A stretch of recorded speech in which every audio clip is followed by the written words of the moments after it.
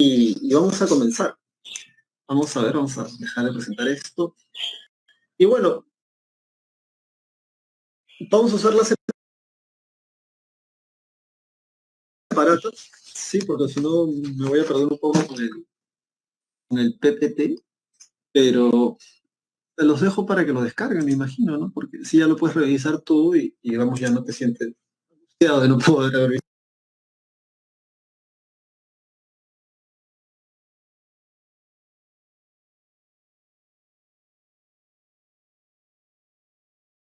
ese material. Pero vamos a comenzar de una vez. A ver, bueno, esta parte es el proceso de descolonización. Causas, o sea, ¿qué cosa es primero, no? Bueno, es ese proceso mediante el cual las antiguas colonias de las potencias europeas que vienen del siglo XIX principalmente van a buscar su independencia. Aquí en América Latina ya sabes que nosotros nos independizamos en 1820 adelante, ¿no? Otros países unos años antes que nosotros. De hecho, Perú va a ser el último país en independizarse. Sin embargo, para el caso de Asia y para el caso de África, los potencias europeas tenían varias colonias y bueno, como puedes ver, como debes de haber estudiado ya en las conferencias de Berlín, se van a repartir África, por ejemplo, como si fuera una torta. Y bueno, ¿por qué se va a dar justamente este proceso de descolonización?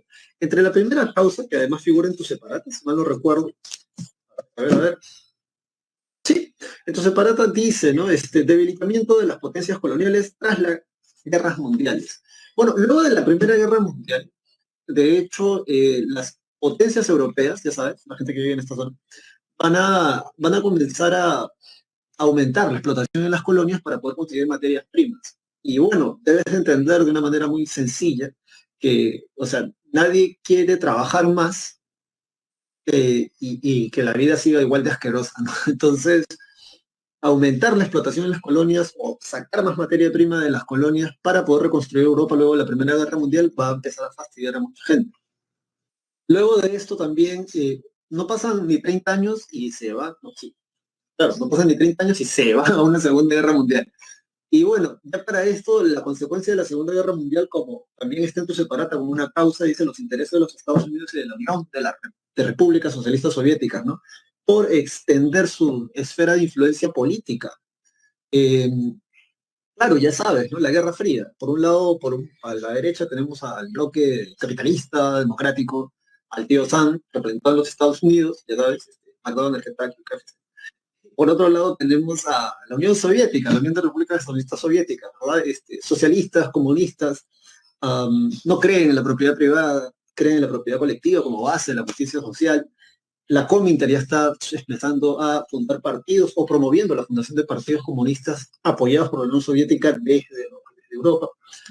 Eh, y bueno, a través de la ONU, estos dos países, superpotencias, los van a llamar libros estos antiguos, van a tratar de promover estos procesos de independencia, ¿no? ¿Por qué? Porque obviamente, ¿no? Si yo te ayudo a ti, compadre, a que tú te independices de esa potencia europea que ya está ya en declive, obviamente vamos a jugar juntos, ¿sí o no? Entonces, claro, ¿no? Y eso es lo que vas a hacer. Luego, como última cosa, tenemos justamente que, como trasfondo a esto, también tenemos los movimientos nacionalistas que van a surgir durante todo el siglo XX. Algunos, inclusive, como está en tu separata en la India, tienen el Congreso Nacional Indio en 1885. Ese Congreso Nacional Indio reunió a 15 millones de miembros activos, ¿ah? Aquí en la India, recuerda que es el segundo país más poblado del planeta Tierra. Y eso que no comen carne. ¿Te imaginas si comieran carne? No, mentira. Entonces, bueno, la cosa es que ya para el año 1885 se va a dar el Congreso Nacional Indio y allí, como te decía, este movimiento nacionalista que va a buscar la independencia de Inglaterra va a comenzar a justamente decir eso, no sé, queremos independizarnos de Inglaterra. Bueno, algunas cosas que no están acá en tu separata, pero sí vale la pena mencionar. Eh, por ejemplo, San Marcos ha preguntado en el examen general, algo que a ti la prensa te lo va a preguntar, pero igual te lo digo.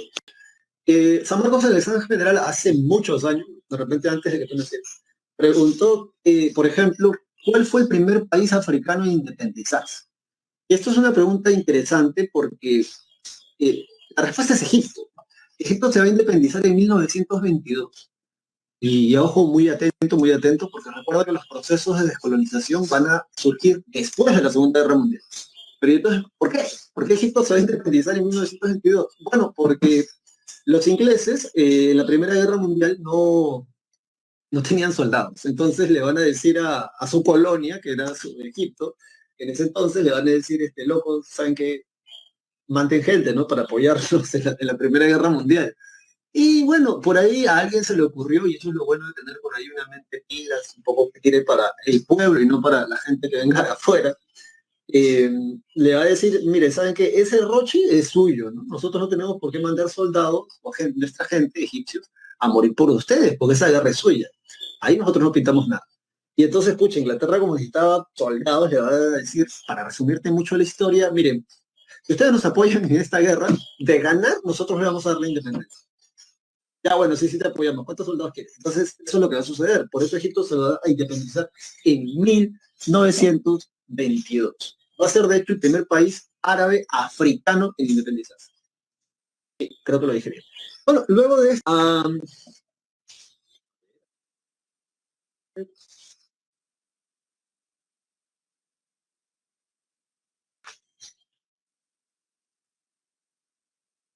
Sudáfrica, no podemos pasar esta clase sin hablar de Sudáfrica. De hecho, me pregunto por qué no incluimos a África en este proceso de descolonización. Sudáfrica, ya sabes, donde se celebró el Mundial de no sé qué año y Waka Waka, ¿verdad? Bueno, en Sudáfrica, acá, míralo acá, Sudáfrica, aquí está al sur de África. En Sudáfrica, ¿qué podemos decir de Sudáfrica? Primero era una colonia inglesa. Y en 1963 los Boers, que son de ascendencia holandesa, o sea, los Boers son sudafricanos, ¿ya? Pero sus antepasados son holandeses. Solo que luego los ingleses le quitaron en el siglo XIX a esta colonia, a Holanda, y pasó a manos de los ingleses, la administración de estos que acá en América del Sur hay un montón de recursos naturales, pero ya sabes que se lo llevan para afuera. Entonces, bueno, ¿qué va a suceder? Dice, estos se oponían a que Inglaterra les diera la independencia a los nativos de la región. Era un rochezazo porque los sudafricanos, o sea, los Boers, que eran estos descendientes de los primeros colonos holandeses, marginaban a la población sudafricana nativa y no se mezclaban. De hecho, tenían una política llamada el apartheid, o el apartheid, como quieras pronunciarlo. El caso es que los marginaban, segregaban, apartheid, separar, dividir. Más del 70% de la población sudafricana era nativa, ¿sí? Como diríamos coloquialmente, negros africanos. Y entonces los africanos se veían marginados en su propia tierra. O sea, ¿tú te das cuenta de esa locura? Tú prácticamente de África viene el Homo sapiens, ¿verdad? De más antiguo es africano. Los homínidos, la cuna de la humanidad es África. Y esta gente que ha vivido y seguirá viviendo ahí, espero yo, durante muchos, muchos, muchos miles de años más, se ve marginada por una población que viene de otro país y de sus descendientes. Vas a encontrar fotos en internet donde todos los dividen y los separan, ¿no? Por ejemplo, en las plazas públicas, como creo que aquí todavía tienen los distritos más civilizados de nuestra capital, bebedores de agua, ¿no? Para la gente en las plazas. Pero habían plaquitas que decían, ¿no? Prohibido para negros, ¿no? Sí, o solo para bodas. Habían restaurantes, habían tiendas de, por ejemplo, mini market, por así decirlo, donde decían, ¿no? Solo para bodas, o prohibido el ingreso a negros. Entonces, en los buses vas a poder encontrar fotos de buses donde, si este es el bus, hay una franja, no hay una línea, ¿no? Que separa en dos, ¿no? El bus, las dos terceras partes, donde en las dos terceras partes se podían sentar los boers y podían estar ahí los boers. Y al fondo tenían que ir los sudafricanos. Una locura, más del 70% de la población vivía bajo ese sistema y lo tenían como algo normal. Entonces, hasta que un tipo se levantó y dijo, coño, hay que ser loco, ¿verdad? Para eso. ¿Cómo se llamaba ese tipo? Ese tipo se llamaba Nelson Mandela. Nace en 1918 Nelson Mandela. Si no me equivoco, se va a educar en Europa y luego va a regresar a su país y va a liderar el movimiento anti-apartheid. Va a decir, no quieren que bebamos su agua, no compremos agua en sus tiendas. No quieren que nos sentemos en sus restaurantes a comer, no compremos la comida de ellos, porque buena parte de la economía sudafricana está en manos de los jóvenes. Y hicieron una política de boicot alucinante. La más loca que creo que lo termina llevando preso es que van a boicotear el sistema de transporte público. Quieren mandar al fondo a estar sentados ahí, todos apiñados, todos apretados, entonces no tomemos sus buses. 2 meses va a durar eso. ¿Te imaginas qué cosa sucedería aquí en nuestro país si protestásemos todos juntos contra una de esas líneas de buses asesinas y que tienen más de no sé cuántos miles de soles acumulados en multas, y que nadie les dice nada y están funcionando ahí? O esa gente, ¿verdad? Cuando tú debes de tener un hermano, amigo o familiar que de repente ya está en la universidad pública y esos cobradores que te quieren cobrar de más, ¿verdad? Que no te quieren cobrar medio pasaje, que te cobran además el medio pasaje del pasaje más alto, porque legalmente en realidad es el medio pasaje, o debería de serlo así, es el medio pasaje de tu ruta. O sea, si tú normalmente vas de aquí al lado del punto A al punto B y cobran un sol, el medio pasaje de eso sería 50 céntimos.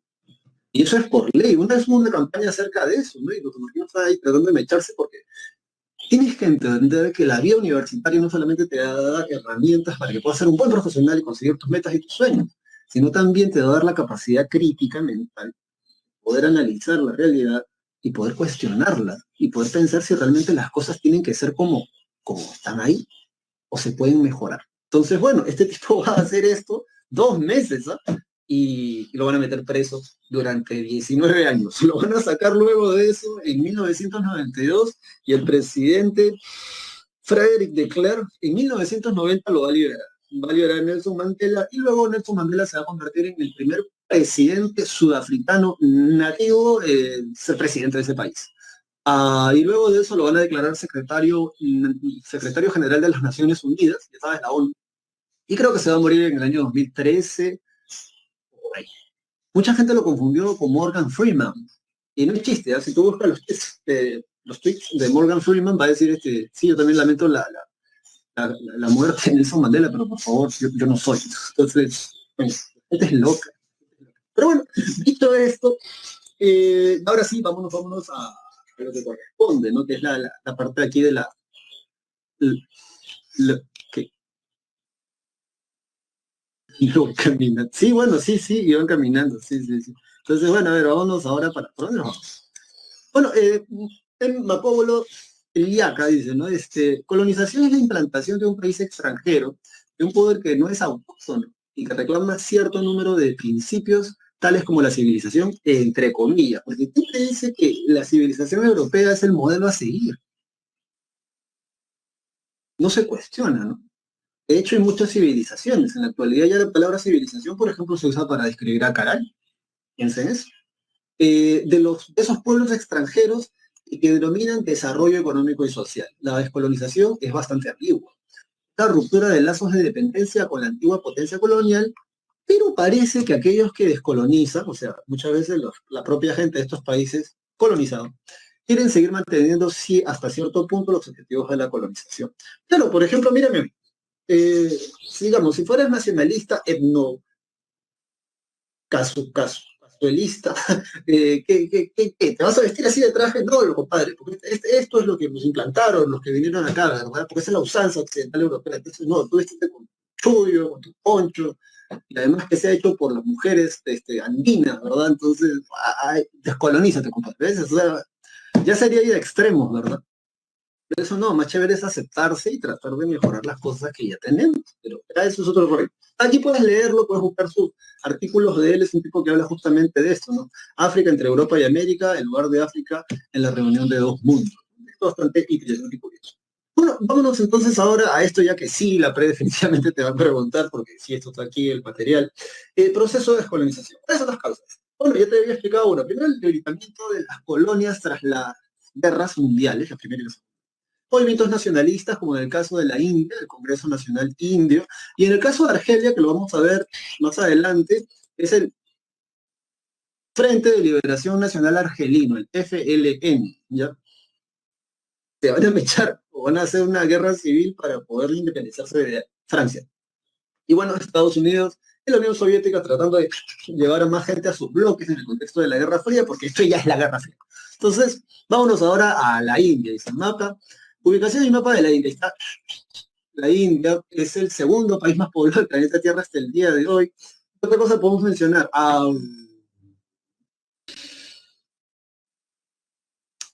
los indios, sí está bien dicho, ¿verdad? Porque son de la India. Los indios dicen que nosotros, los que comemos carne, apestamos a muerto. Tú dirás, ¿qué, profe? Pues si yo me baño con flores y jabón, no sé, de glicerina natural. ¿Cómo me decir que voy a apestar a muerto? No, lo que pasa es que es algo bien loco, ¿no? Porque, bueno, al menos personalmente, esto de los aromas y los humores, no sé, pero yo sí los percibo al toque, ¿no?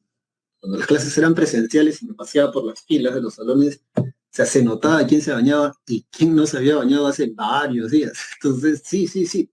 Pero casualmente, justamente como es el humor propio, uno no lo percibe. Y los indios dicen que los que comemos carne, los occidentales en este caso, estamos a muerto. Dicen que la gente que come carne, ellos dicen eso, ellos notan eso, tiene un humor, un aroma diferente a la gente que no come carne. Y bueno, ya sabes que esto viene desde su religión, desde los brahmanes, hasta, ¿no? No comen vaca. Pero bueno, dicho esto entonces, ¿quiénes son estos dos compadres? Por un lado tenemos a Mohandas Karamchand Gandhi, que es el nombre completo, Mohandas Karamchand. Alguna vez una estudiante, no recuerdo bien quién fue, se me acercó y me dijo, profe, ¿usted sabe cómo se llama Gandhi? Y la verdad es que yo pensé que Gandhi se llamaba Gandhi. Entonces, no, ya te he dicho, o sea, uno sigue aprendiendo siempre, ¿no? Y entonces me puse a averiguar, bueno, yo no sé la respuesta ahora, pero te la traigo la próxima semana. Sí, porque fue una pregunta de examen general. Ah, una pregunta de examen general de San Marcos. ¿Cuándo? Le digo, uy, hace tiempo, me dijo. Entonces, loca, pero ya estamos en el sistema de... Entonces, bueno, la cosa es que se llama así, ¿no? Mohandas Karamchand Gandhi. Y bueno, aquí está el tipo que está sin polo, achorado. No, mentira, Gandhi era pacifista. Y aquí está con su pata. Algunos discípulos también van a decir de Gandhi, ¿eh? Discípulo de Gandhi, Jawaharlal Nehru, durante el Congreso de toda la India el 6 de julio de 1946. Gandhi va a hacer algo que vale la pena, digamos, reflexionar un poco, ¿no? ¿Qué va a ser ese tipo en el planeta Tierra que va a probar que se puede ganar una guerra sin hacer uso de la violencia? Un poco tirándole la contra a Marx, ¿no? Porque Marx va a llegar a sostener, y esto no es que lo sostenga porque es Marx, ¿no? Él lo sostiene porque viendo la historia, analizando el proceso histórico, viendo los hechos históricos, va a decir que todos los cambios que se van a dar en el mundo es una lucha de clases entre los que están dominados, o sea, abajo, y los que dominan. Entonces siempre es un proceso, dice, ¿no? Donde los que están abajo, algunos de los que están abajo van a tratar de bajarse a los que están arriba, y eso lo va a llamar la lucha de clases. Eh, y se va a dar así de manera violenta, ¿no? Por eso él dice que para que nosotros podamos implantar nuestra ideología, nuestra visión del mundo, hay que luchar, proletario, te va a decir finalmente Marx, ¿no? En cambio, Gandhi va a decir el arma de la no violencia. Y es que para que tú seas parte del grupo de Gandhi, una de las cosas que hace años vi ya, por ejemplo, salían a protestar pacíficamente, se vestían de blanco todos. Venían los soldados que también eran indios, solo que trabajaban para la administración colonial inglesa, y le sacaban la mugre, ¿eh? Y entonces, si tú eras un seguidor de Gandhi realmente, tenías que dejar que te pegue. Gandhi va a ser uno de los tipos que va a decir ojo por ojo y el mundo se quedará ciego. Miércoles. Toma eso, no judaísmo, toma eso, no, semitas, ¿no? O sea, toma eso, fuera, ¿no? O sea, nada que la ley del talión, no, no, de verdad que yo cuando empecé a leer esas cosas me quedé loco porque algo que dice la psicología moderna, y algo he estudiado de eso, es que el odio no se cura con más odio, el odio se cura con amor. Sí, ojo por ojo y el mundo se quedará ciego. Una cosa así que él lo que promulgaba, predicaba, por así decirlo, va a ser la satyagraha, S-A-Y, y al final va con H, ¿ya? Satyagraha. Bueno, así se escribe, ¿ya? Míralo ahí. Ahí está en rojo, míralo ahí. Ahí ya está, así, la satyagraha. ¿Qué es la satyagraha? La satyagraha va a venir a ser la resistencia o la insistencia en la verdad. Y bueno, escucha, mira, no hay mucho tiempo para explicarte la historia de Gandhi, pero Gandhi en un inicio va a trabajar también para la corona inglesa. De hecho, Gandhi era abogado, si no me equivoco, de carrera. Va a estudiar Derecho en Inglaterra. Y es ahí donde va a comenzar a desencantarse en realidad de esta idea de que los europeos son los civilizados y que hay que seguir ese modelo, ¿no? Eh, de hecho, recuerdo cuando asistía a la iglesia bautista, que contaban de él mucho una historia, ¿no? Que cuando Gandhi quiso meterse a una iglesia cristiana en Inglaterra, el portero de la iglesia le dijo que la iglesia para extranjeros estaba a 2 cuadras más abajo. Y que Gandhi dijo, y esto lo contó el pastor de mi iglesia, algo así como que no deseo conocer a un Dios que hace diferencia de personas. Ese Gandhi. Y así hay otras más historias de Gandhi. Pero bueno, la cosa es que cuando él termina, se va a trabajar a Sudáfrica. Y entonces él era de una casta superior de la India, ¿no? De acuerdo al sistema de castas. De hecho, Gandhi después va a pelear contra ese sistema porque hasta el día de hoy la India, bueno, hasta hace 10 años sabía, bueno, para ser más honestos, hasta hace 10 años sabía que la India era el país, uno de los países con una alta tasa de infanticidio femenino. ¿Esto por qué? Porque según su religión y su modo de vida de esa gente que practica el brahmanismo todavía, este, si el padre no tiene para dar la dote, ¿te acuerdas de eso? ¿Te acuerdas? Ya te habrás olvidado. ¿Te acuerdas de nuestra clase de Mesopotamia, de esas clases? Ya, la dote era lo que antes el padre te daba de la novia para que tú te cases contento, varón. Entonces, o sea, no solo te llevas a la chica, sino también te llevas algo, ¿no? Cabras, vacas, qué sé yo. Y bueno, ya sabes que la India tiene una población bastante pobre, hace unos 10 años bastante pobre, la casta de los Vaishyas, y después también están los Sudras, ¿eh? Bueno, son tan pobres que a veces no tienen para dar dotes. Y cuando las mujeres saben que van a ser una niña, o sea, que es una niña la que están llevando en el vientre, prefieren abortar o asesinarla poco después de que nace, porque dicen ellos en su concepción eh, que si no se puede casar en esta vida, no va a poder cumplir el ciclo, ¿no? Porque ya sabes que naces en la parte más baja, según su concepción, y de ahí vas ascendiendo según tu karma, ¿no? Según como tú. Gandhi peleaba contra él. Pero bueno, Gandhi era de una casta superior en realidad. Creo que era de los Kshatriyas. El caso es que cuando Gandhi va a Sudáfrica, compra su boleto en primera clase, porque va a ser abogado, venía en representación de la corona. Y cuando ya está en el tren, el boletillero le dice, ¿sabe qué, señor? Vaya al fondo, porque usted se equivocado de vagón. Y entonces Gandhi le dice, no, pero yo compré mi boleto, le dice, ¿no? Ya sabes, liberalismo, ¿no? La propiedad privada, ¿no? Mi derecho a comprar lo que se me dé la gana, cuánto se me dé la gana con mi dinero. Entonces el señor le dijo, no, eh, tiene que ir a segundas clases. Y Gandhi dice que comete el error de como que forcejear para tratar de quedarse. Viene otro boletillero, lo apalean a Gandhi y no lo mandan a segunda clase, lo mandan al vagón de carga, ¿no? Y ya de ahí ya el tipo ya como que se comenzaba, estaba desilusionándose, ya la cosa rara, ¿no? Llega a Sudáfrica, lo marginaban, y ve la marginación también que le hacían a los sudafricanos, ¿no? Entonces él se empieza a desencantar de esto, retorna a la India, y es ahí donde va a liderar este movimiento paz. Bueno, esos dos líderes, Mohandas Karamchand Gandhi, con la resistencia pacífica, y a esto subrayalo, la resistencia pacífica, así se resume en realidad este concepto muy loco, porque en realidad es un concepto mucho más amplio de la satyagraha, que también vino como pregunta hace un montón de años en San Marcos. Y Nehru va a ser el líder de la independencia de Pakistán, como vamos a ver en un momento. Bueno, entonces dice, va a ser el primer país descolonizado en el contexto de la Guerra Fría. Chicos, chicas, aquí atentos, esto ha sido pregunta. Aquí en la P, en esta década, ya en esta década, así que eso no es flor, o sea, sí es un dato importante. Luego de esto dice, Inglaterra condicionó su independencia a cambio de mantener relaciones comerciales y darle un espacio soberano a Pakistán, porque la mayoría de la gente de ese país era musulmana. Antes de eso, vale la pena que anotes, o sea, antes de que Inglaterra reconozca nuestra independencia, vale la pena que anotes por ahí la gran marcha o la marcha de la sal. Es una cosa loca, ¿no? Eh, es como que aquí en Perú, en la costa peruana, hayan bancos de sal, ¿bien? Ya sabes, porque el agua se seca, hayan bancos de sal. Y ya sabes que la sal es un producto de primera necesidad desde tiempos inmemoriales. Con eso le das gusto a la comida, con eso conservas la carne al deshidratarla, sea de pescado, sea de animal, X.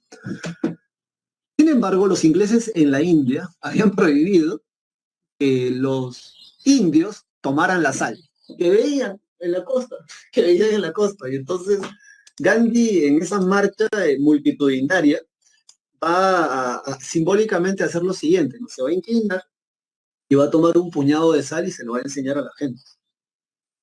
Y la gente al ver que su líder pues va a hacer esto, todo el mundo va a comenzar a tomar la sal.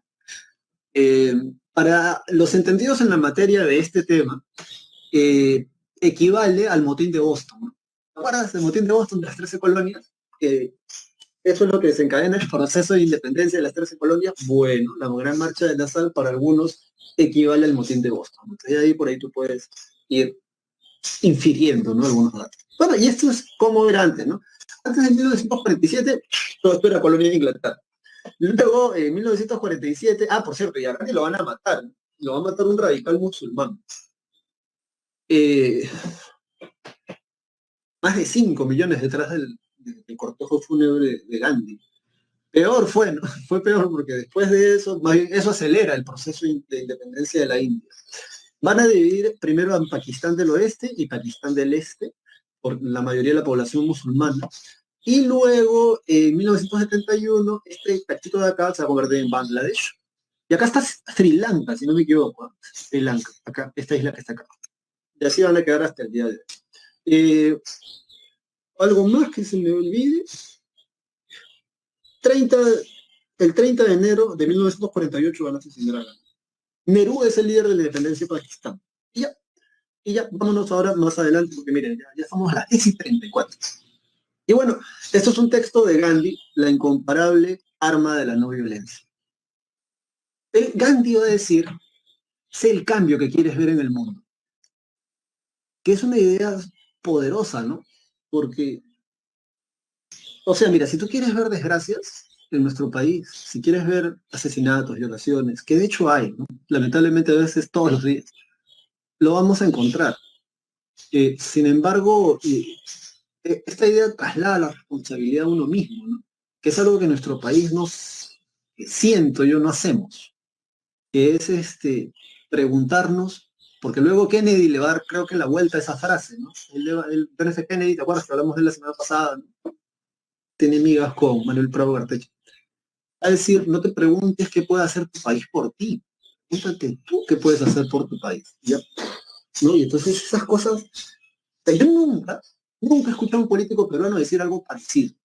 Más, no presidente, ni el más chévere, ni el que a ti te guste, tengas la ideología que tengas. Jamás. Porque eso es tomar las cosas en tus manos, eso es preguntarte cuál es mi aporte, cuál es mi granito de arena. Pero para eso tenemos que analizar el cambio que quieres ver en el mundo. Una cosa muy interesante. Bueno, acá tú ya lees este discurso que va a dar en el Congreso Nacional Indio, ¿no? Dice, esta solamente vendrá de la no violencia. Estamos alentando una federación mundial, esta solamente vendrá a través de la no violencia. El desarme es posible solo si ustedes utilizan la incomparable arma de la no violencia. Bueno, vamos ahora entonces a Indochina con nuestro amigo Ho Chi Minh. Sí, Ho Chi Minh, míralo ahí. Es poeta, político, comunista, de todo. Maestro también creo que eres este señor. ¿Ya? Un superhéroe para la gente de Indochina. ¿Eh? Ho Chi Minh dice, ¿no? Poeta, político comunista, para leerlo correctamente, político comunista vietnamita, además, presidente de la República Democrática de Vietnam entre 1945 y 1969. Qué rico. Bueno, ¿cómo se llamaba su movimiento? Que te lo pueden preguntar así, tranquilamente y sin asco, el movimiento del Viet Minh, el movimiento del Viet Minh. Bueno, todo esto que tú ves acá, a ver, todo esto, Camboya, Vietnam, Vietnam del Norte y Laos, todo eso era Vietnam. ¿Sí? No, perdón, todo eso era Indochina, perdón, todo eso era Indochina, sí, todo eso era Indochina. Pero bueno, ¿qué pasó? Ho Chi Minh va a liderar este movimiento reclamando la independencia de Indochina. ¿De qué? De Francia. Eso también le habría preguntado, que es algo muy sencillo, así que no te vayas a bloquear. O sea, te hablan del país que se va a descolonizar y te ponía para relacionar de qué país se descolonializan, ¿no? De Inglaterra, de Francia, de Holanda, X. Indochina se independiza de Francia. Tras la derrota en la batalla, esto también te lo pueden preguntar, la batalla de Dien Bien Phu, Francia va a reconocer la independencia de Indochina, pero ajá, aguanta, no te vamos a dar la independencia para que seas un solo bloque, un solo país, una sola nación. Ya sabes, divide y conquistará. Indochina va a ser dividida en la conferencia de Ginebra, esto ha sido otra pregunta también aquí en la pre, en 3 regiones, Laos, Camboya y Vietnam, que están acá, ¿no? Están los camboyanos, está Laos, Y se supone que todo esto, se supone que todo esto era Vietnam, solo que se van a ir a una guerra, se van a ir a una guerra porque por el temor del avance comunista, ¿no? En esta zona. Están las últimas subdivididas entre el norte comunista y aquí ya se comieron, y el sur capitalista, ¿no? El sur de derecha. ¿Sí? O sea, el norte es comunista, ahí está con su banderita roja. Bueno, dicho esto, entonces, vamos a dejarlo aquí porque luego más adelante vamos a retomar esto, la guerra de Vietnam, de hecho se va a llamar. Así que sí, sí, sí. Sí, lo vamos a dejar acá, una, a ver. Ay, me pica la nariz. Y acá lo vamos a dejar. Ya, entonces vámonos ahora a Argelia. Mira, mira estos señores, chinos de risa, ¿no? Hasta el que está aquí, mira cómo sonríe, ¿no? A ver, este es Ben Bekenda a la izquierda, aquí está, y Ben Bella a la derecha. Y en el centro está el rey Hassan II de Marruecos. Esta foto va a ser tomada en 1962. Entonces, ¿quiénes son los líderes de la independencia de Argelia? Acá, Ben Youssef Bekenda y Ben Bella. Ahora, estos con el Frente de Liberación Nacional Argelino se abrió una guerra que va a cobrar un saldo de víctimas de 700.000 personas. Esto no es poca cosa. Y bueno, como ya las cosas estaban así feas, el presidente o primer ministro de Inglaterra, Charles de Gaulle, va a reconocer la independencia luego de un referéndum en base al pacto de Evian. Ya sabes lo que es un referéndum, ¿verdad? Consulta popular a la gente, evitando así la guerra civil francesa. Entonces aquí eso es todo lo que vamos a decir también de esto. Ah, por cierto, ¿qué representa el pacto de Evian? Un alto al fuego en esta guerra que estaba desangrando este territorio llamado Argelia. Y vámonos ahora inmediatamente acá. Aquí está, el movimiento de los no alineados. Por eso son así, ¿no? No es una línea, sino está así, porque no están alineados. Ahora, esto es fácil, ¿eh? ¿Por qué se llama el movimiento de los no alineados? Porque recuerda que en este contexto, ya después de la Segunda Guerra Mundial, hay dos bloques, hay dos líneas. O te plegas al capitalismo yanqui, estadounidense, promotores de la democracia, del liberalismo cuando les conviene y neoliberalismo cuando les conviene también. O la Unión Soviética, que también eran, que ya sabes, comunistas, capitalistas, no creen en la propiedad privada, arriba el proletariado, eliminación de clases sociales, y que también era un imperialismo como Estados Unidos, ¿no? Solo que de izquierda. ¿Bien? Ahora, esto lo puedes notar, digamos, si es que vives en los países que estaban cerca de la Unión Soviética. Un texto que a mí me ayudó a entender un poquito esto, porque ya sabes que toda historia tiene dos versiones. El vacilón de tu vida debe ser tratar de aprender justamente de todo eso, ¿no? Porque solo te quedas con una cosa y crees que con esa cosa ya sabes todo lo que tienes que saber, vas a dejar de aprender. El que cree saberlo todo ya no aprende nada nuevo. El libro se llama La insoportable levedad del ser. Yo me lo descargué en mi celular, ya sabes, un clásico. En la actualidad puedes leerte libros, loco. No necesitas, o sea, no tienes excusa para no leer. ¿Eh? Y si no quieres leer, puedes descargarte un audiolibro. Eh, Milan Kundera es el autor de La insoportable levedad del ser. Muy interesante el texto, porque te habla de justamente la intervención de la Unión Soviética en el país de este autor, ¿no? Um, de los pasajes más chéveres que recuerdo, haciendo una pequeña digresión, sí, porque ya tenemos que seguir avanzando, recuerdo mucho los personajes principales, una chica, un pata, un médico, van a un pueblito y en ese pueblo visitan el cementerio, o sea, ven una pradera muy chévere, verdecita, bien bonita, y van, ¿no? A esa especie de colina cerca del pueblo y se dan cuenta que en realidad era un cementerio. Y en ese cementerio habían lápidas que decían, ¿no? Por ejemplo, Juanito de los Palotes, un año, un año y 2 meses. Después había otro que se llamaba pues, María Conchita, 6 años, 8 meses. Y el que más había vivido era uno de 15 años. Y entonces estaba ahí, encontraron al jardinero, el que cuidaba el cementerio y le dice, oiga, qué pena, le dicen, ¿no? ¿Qué le pasa a la gente de este pueblo que se muere tan joven, que el más joven se muere a los 15 años? Y entonces el tipo le dice, no, señorita, le dice, en realidad nosotros, la gente de este pueblo tiene la costumbre de anotar los años o el tiempo en que fue feliz. Y entonces lo que usted ve aquí es el tiempo que la gente considera que fue feliz en esta vida. Ver las cosas de una manera distinta, ¿no?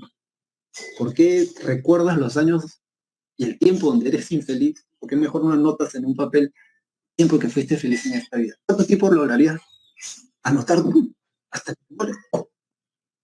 La idea es muy loca. Milan Kundera, el insoportable de Alfred, justamente es para ver la otra cara, ¿no? Del imperialismo de la Unión Soviética.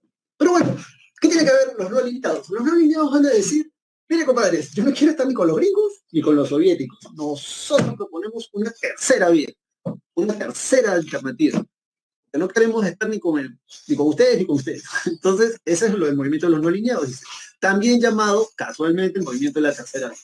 Fue la unión de diversos estados, entre los que destacan Yugoslavia, que es el yugo de los eslavos, yugo que por cierto ya desapareció, porque creo que en el 2003 ya no existe, o antes quizás, Boris Broz Tito, India, Indochina, Indonesia, diferente, Indonesia con Ahmed Sukarno, Egipto con Gamal Nasser, entre otros más. Estos van a rechazar someterse a la superpotencia, Estados Unidos y la Unión Soviética, a sus lineamientos económicos. Entre sus planteamientos vamos a encontrar que van a promover la libre autodeterminación de los pueblos, que recuerdes, parte de la tercera generación de los derechos humanos luego de la Segunda Guerra Mundial, promover el desarme nuclear entre las superpotencias, porque ya sabes que la Unión Soviética y Estados Unidos tenían más de 50 bombas nucleares cada una locura. Ya sabes que uno tiene la OTAN y el otro tiene el Pacto de Varsovia, y si te metes con uno, te metes con todos, y nos vamos a la Tercera Guerra Mundial, además estamos haciendo armas para eso. Entonces, loco, hay crisis, ¿no? Cálmate. Pero bueno, luego viene el rechazo a cualquier tipo de discriminación y promover la resolución de problemas sin el uso de la violencia. Ese es otro acuerdo que ya no figura acá porque no había estado. Es importante esto, ¿eh? Porque hay que recordar que en el plano militar, tanto Estados Unidos como la Unión Soviética van a proveer de armas, van a darle dinero a los grupos más afines a estos bloques para promover los procesos de independencia. Por ejemplo, en el caso de Vietnam, al Vietnam del Norte los apoyan los soviéticos, a Vietnam del Sur los apoyan los gringos. Les dan armas hasta que... Ya te voy a contar que viene más adelante, porque eso es parte de la guerra. Bueno, y dice, su primera reunión formal fue en la conferencia de Belgrado. Miren, esto San Marcos preguntó, pero hace más de 20 años atrás, creo, ya 30 años atrás. Sí, hace un montón de tiempo. Así que ya, bueno, aquí está el dato. Pero sus fundamentos se establecieron en la conferencia de Bandung, ¿no? Unos años antes, en 1955. Bien, dicho esto, vámonos ahora inmediatamente. ¿A dónde nos vamos? A ver, ¿hay algo más que decir?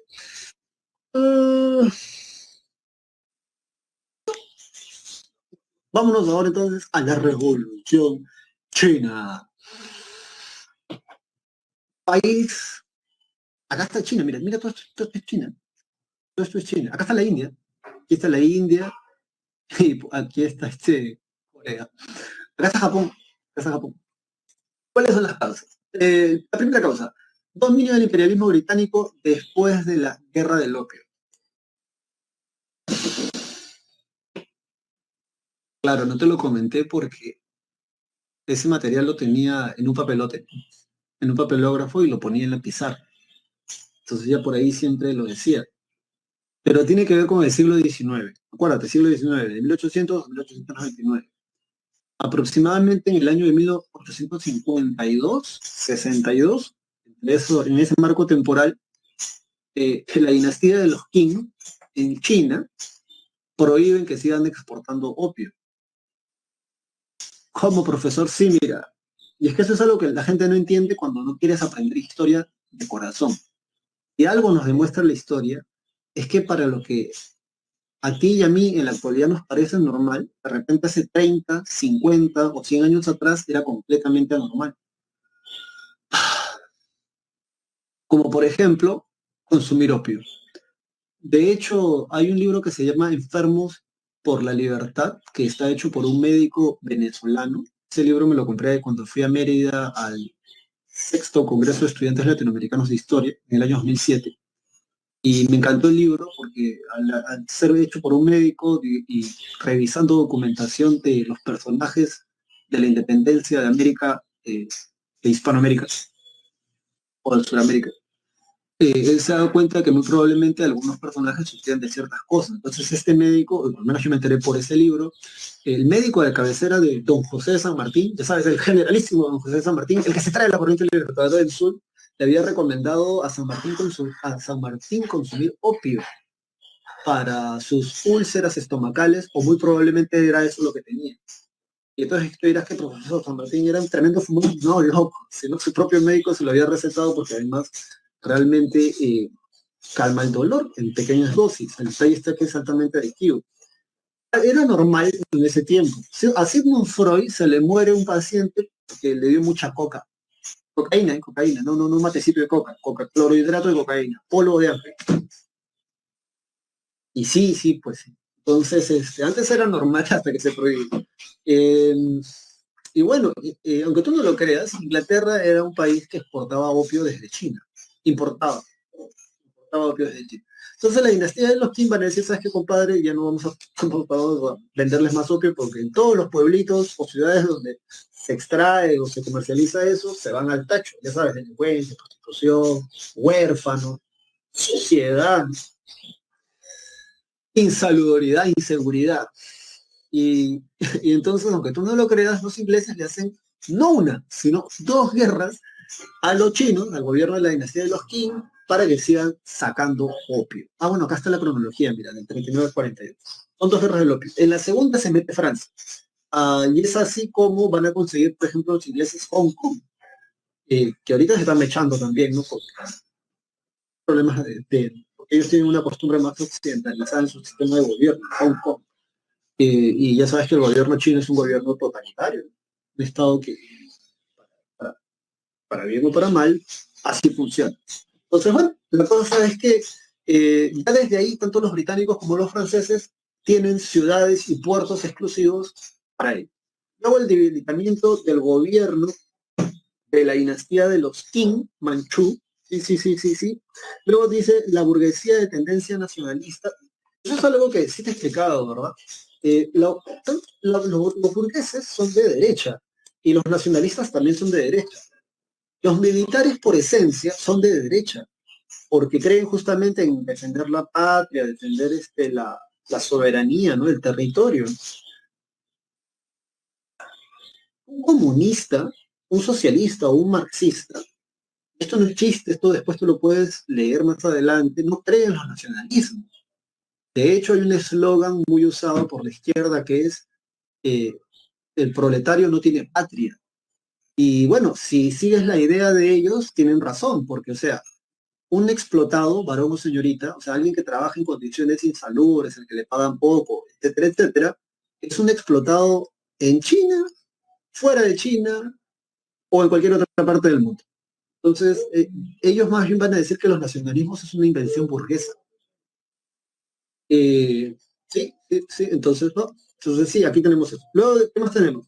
Bueno, la explotación campesina, ¿no? En China, porque más del 90% de China era feudal, o sea, vivía en una condición de feudalismo, así como la Rusia, el imperio ruso antes de la revolución bolchevique, tenía un sistema de tipo feudal, y eso no es broma.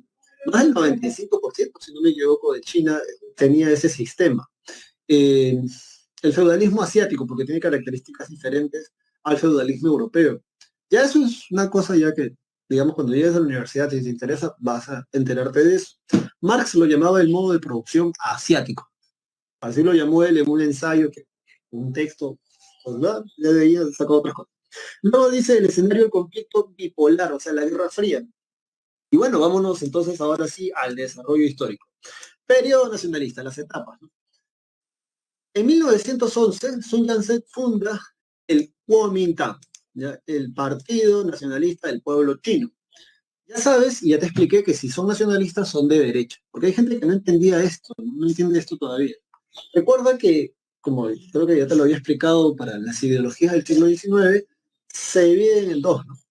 Gente de derecha y gente de izquierda. A la derecha están los conservadores, y bueno, esa palabra todavía se va a seguir usando para aquellas personas que creen que la sociedad debe de mantenerse como eran en sus tiempos. Y por cierto, tú te vas a dar cuenta que ya estás viejo, que ya estás vieja, no por la edad, sino cuando tú digas, en mis tiempos era mejor. Y te vas a acordar de mí porque algún día tendrás 20, 30, 40, 50 años. Esperemos que llegues a desbloquear esos niveles en tu vida. Y si algún día tú te dices, en mis tiempos era mejor, compadre, ahí ya se envejeció. Porque en realidad no es que en tus tiempos eran mejor, sino que cuando tenías esa edad lo disfrutabas más y por eso piensas que en tus tiempos eran mejor. Y todo el mundo dice eso. En mis tiempos la música era mejor. En mis tiempos la educación era mejor. En mis tiempos no había tanta delincuencia. Loco, ya... ¿Qué pasó? Entonces, no, ¿por qué me dejaste este mundo así? Entonces, sí, pues. Entonces, acuérdate de eso. Partido Nacionalista del Pueblo Chino, el Kuomintang, esto ha sido pregunta también, San Marcos fue fundado por Sun Yat-sen. Ustedes olvidaron eso. En 1912 se va a instalar el gobierno republicano en Nankín tras ponerle fin a la monarquía. ¿Cómo se llamaba el último monarca?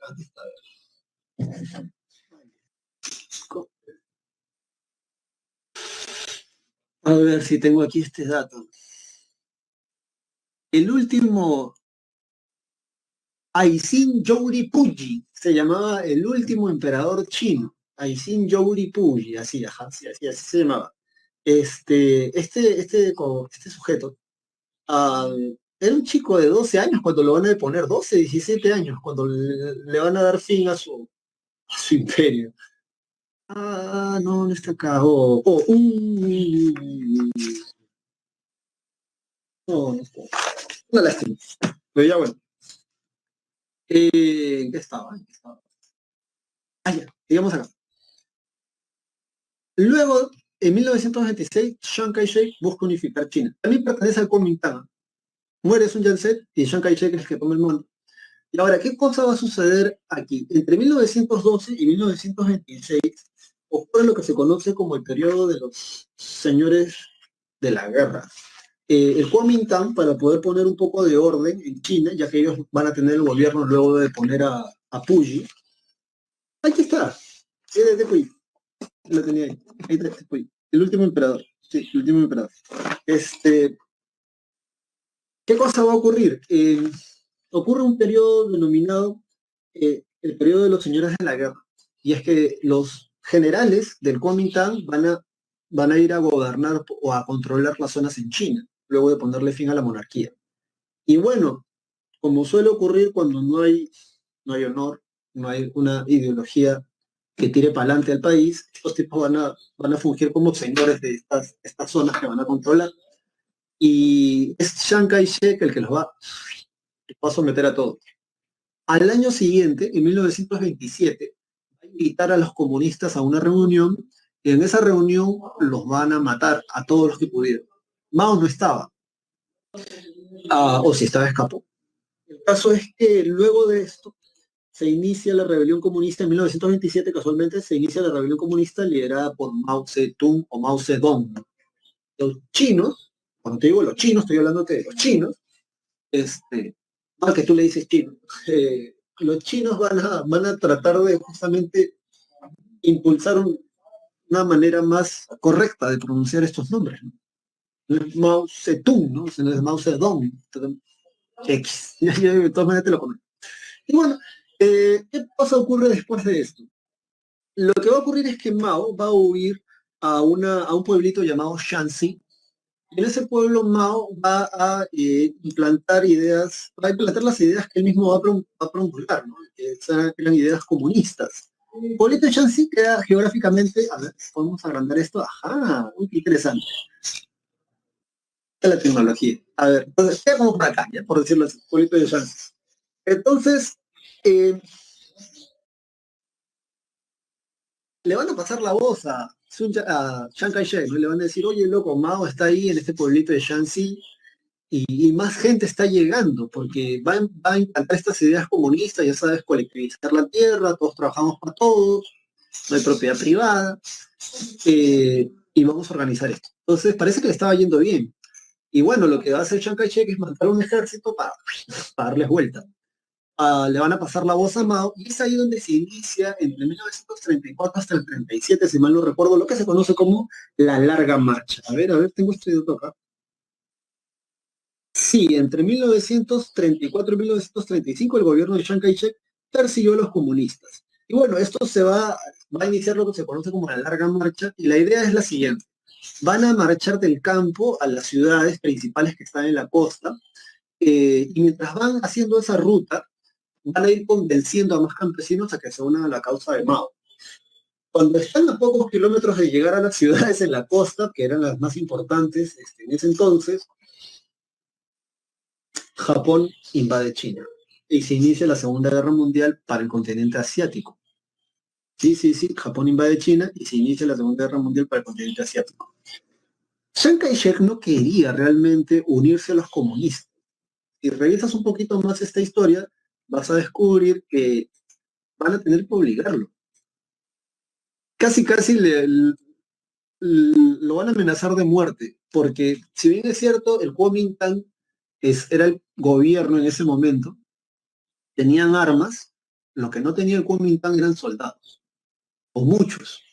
La mayoría del pueblo estaban con Mao, estaba de moda, y eran campesinos. El Kuomintang no tenía armas, perdón, los comunistas de Mao, los seguidores de Mao no tenían armas, tenían picos, palas, trinches, que eran sus objetos de labranza. Y muy a regañadientes, Chiang Kai-shek finalmente va a terminar haciéndole caso a esa máxima, ¿no? Que viene, creo, si no me equivoco, de Asia, ¿no? El enemigo de mi enemigo es mi amigo. Y finalmente se va a unir con Mao, con los seguidores de Mao. El Kuomintang en la Segunda Guerra Mundial le provee de armas entonces a todo el mundo, incluido a los seguidores de Mao, para enfrentarse a los japoneses.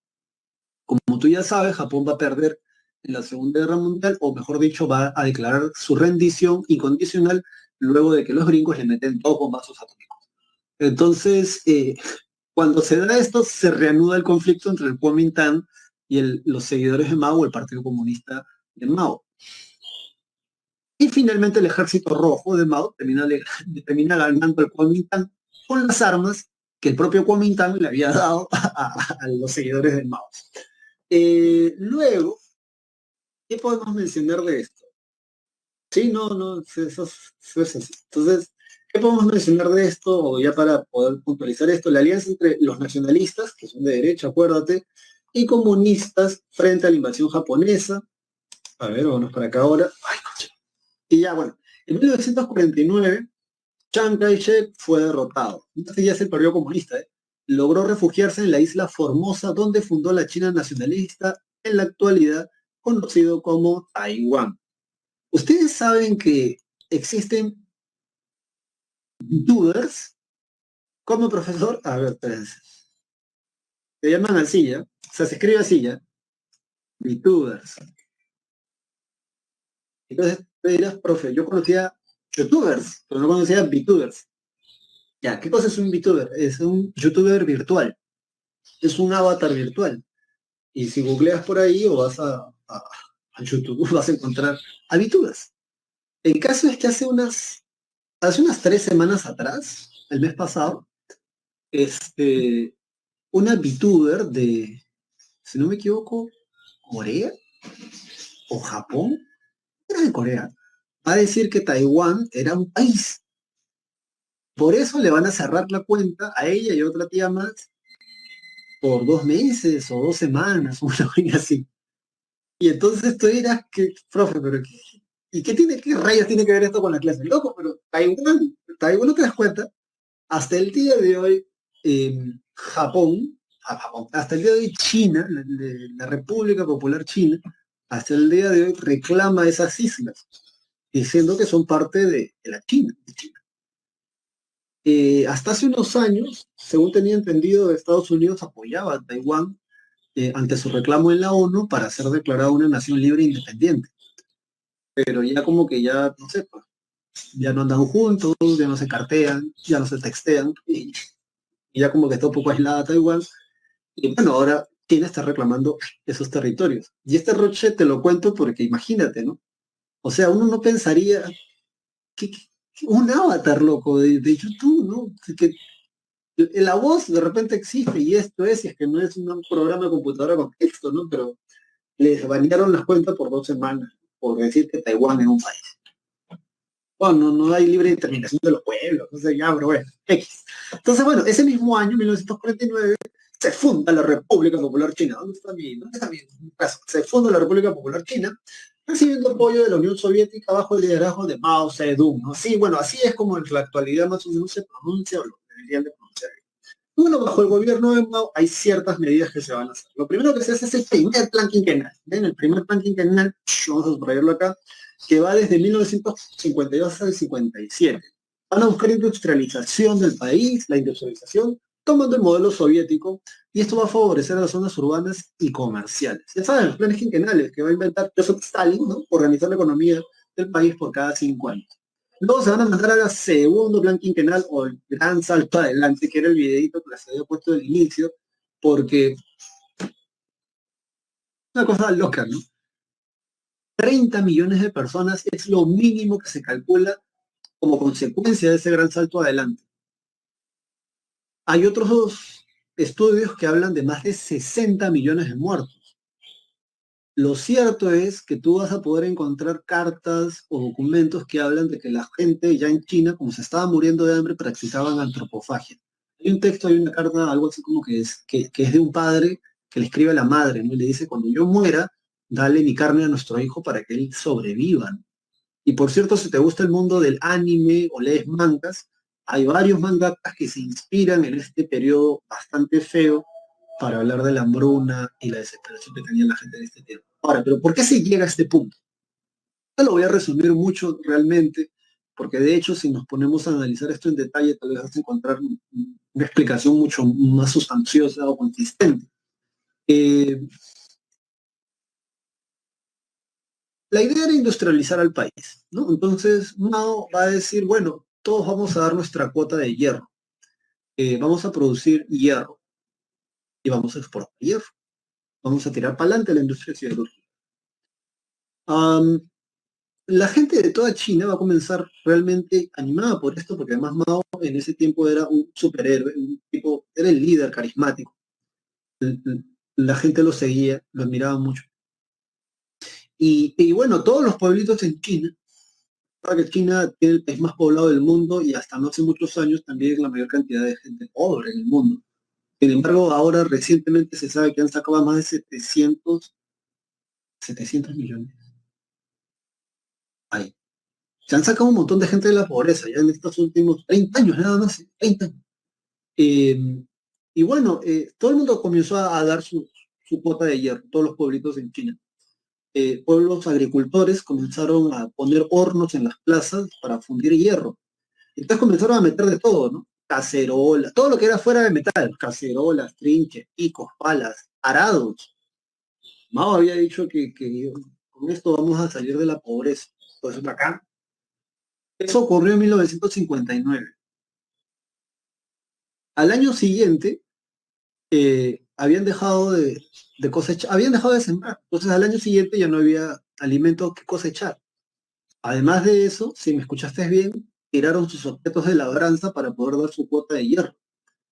Y bueno, en 1960 Mao va a salir declarando al mundo, 60-61, que China había logrado una superproducción de hierro del 80%.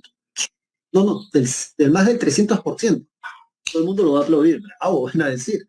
Solo que lo que no dijeron, o lo que nos enteramos tiempo después, es que del total del hierro que se había producido, solo el 30%, 20% servía para la exportación, para vender afuera, porque el 80% restante era hierro impuro. Pues claro, la gente dijo, dona hierro, pero metieron todo, cualquier cosa de metal. Y si me escuchaste bien, tiraron también en los hornos sus objetos de labranza, pico, pala, arado, y con eso tú trabajas la tierra. Entre 1959 y 60 se van a morir más de 30 millones de personas. Tú sabes, tú entiendes lo que es eso. Es como decir que entre el año 2020 y 2021, producto ponte de esta pandemia, toda la población del Perú se muera en un año.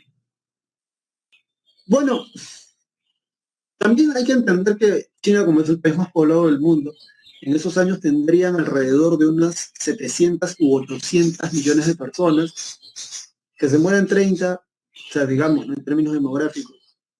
Recuerdo una vez que uno de mis profesores de la PRE, cuando era estudiante de la PRE, decía que a Mao en una entrevista le habían dicho que si le preocupaba la Tercera Guerra Mundial nuclear, entre paréntesis. Se decía que con 4 bombas atómicas, o sea, 2 que usaran los gringos, 2 que usaran los soviéticos, todo el planeta hubiese quedado cubierto por radiación y por lo tanto todo el mundo abajo. Eh, Esto lo dijo uno de los profesores de la pre. Él decía que Mao había dicho muy suelto de huesos que a él no le preocupaba. Y entonces la gente, los periodistas se sorprendieron, señor Mao, y usted por qué no se preocuparía. Entonces Mao responde algo así como que, porque de darse una guerra mundial nuclear, nuestros estadistas han calculado que por cada ser humano que sobreviva, 8 chinos van a sobrevivir, estadísticamente hablando. Sí. En la actualidad son 1.500, 1.400 millones de chinos. Una barbaridad de gente. Y el país va para adelante, ¿eh? Son el motor ahorita de la economía mundial. No se han detenido y no se van a detener. Eh, Muy interesante el ejemplo de China. Eh, ya vamos a hablar de eso más adelante porque sí, si no nos va a quedar tiempo, si vamos a dejarlo por ahí. Entonces dice reforma agraria radical para reducir los niveles de muerte infantil por desnutrición y forma el régimen laboral rural. Bueno, la revolución cultural que se va a dar después, porque después de este desastre casi se va Canamao, se van a morir mucha gente, pero bueno, luego vuelve 1966 hasta el 76, que es cuando va a morir Mao, y esta revolución cultural básicamente es para lavarte la cabeza bien, para que no estés pensando en el capitalismo y en la burguesía, o peor, para no releer los textos marxistas, porque hay intelectuales de izquierda también en China en esos años que decían, pero eso realmente dice el comunismo, eso realmente dice lo que dijo Marx o los padres del socialismo, y a eso lo llaman revisionismo, a la gente que quiere volver a leer los textos para ver si algo no se nos escapó. Entonces, en vez de dejarte leer, lo que te hacía era meterte en una especie de campo de juventudes, las juventudes populares chinas, por así decirlo, y ahí te quedabas, ¿no? Para que dejes de estar pensando en tonterías. Ya vas a volver a leer, ya te hemos dado todo lo que tienes que saber. Entonces, por eso aquí dice eso, ¿no? Ante las críticas al régimen y el temor del gobierno a una restauración capitalista, se buscó consolidar el comunismo con una agresiva campaña de represión e ideologización. Una de las esposas de Mao, una de las cuatro, porque esto es que es la revolución cultural de 4 personas, también va a participar justamente en eso. Bueno, vamos a dejar esto ahí y algo te quería comentar. Producir acero, perdón, era producir acero, ¿no? Es diferente al hierro, ya sabes, uno es el hombre de acero y el otro es el hombre de hierro, ¿no? Tiene que ver con Iron Man y Superman, por si te interesa. Pero, mmm, sí, yo creo que ya estamos. Ya te dije todo lo que tenía que decir, pero vamos a la Revolución Cubana, chico. Bueno, la Revolución Cubana. Ahí también te he dejado un texto, por cierto, un video, si no me equivoco, acerca de la Revolución Cubana, para que puedas consolidar esto. Es mi recomendación en realidad que de luego de estudiar esto, si necesitas un repaso fresco, puedas ver un video que te resuma lo que has estudiado. De hecho, en internet ahorita en la actualidad hay un montón de videos. Y bueno, sobre la Revolución Cubana, causas, dice, dictadura y corrupción del régimen de Fulgencio Batista. Aquí, míralo aquí, cómo sonríe. Cínico, cínico, cínico. Mira cómo sonríe ese tipo. Dice Fulgencio Batista abajo, ¿no? Va a huir el 1 de enero de La Habana a la isla de Santo Domingo. Ya te voy a contar. Creo que está otro dictador, Cara Noriega. Y bueno, militar, ¿no? Militar de derecha también. Luego tenemos causas, ¿no? Dice masiva oposición de diversos sectores de la población. Sí, ya la propia población cubana poco a poco va a ir dándole su apoyo a Fidel Castro y a sus aliados, ¿no? A su pata, ¿no? Para que se vaquen a este tipo, ¿no? Luego se va a dar la dominación imperialista de los Estados Unidos. Bueno, de hecho, sí. Estados Unidos tenía empresarios, para no decir el país completamente, ¿no? O sea, empresarios estadounidenses tenían inversiones en la isla. Caña de azúcar, por ejemplo, una de las cosas que se daba muy bien. Además de eso, como antecedente de la Revolución Cubana, tenemos a José Martí. Cuba se va a independizar en 1896 con apoyo de los Estados Unidos. ¿De qué país? Sí, a ver, es la primera pregunta una de las últimas preguntas que hacemos en una de nuestras últimas clases de historia aquí en la pre, ¿verdad? ¿De qué país crees tú que se independiza Cuba con apoyo de los Estados Unidos?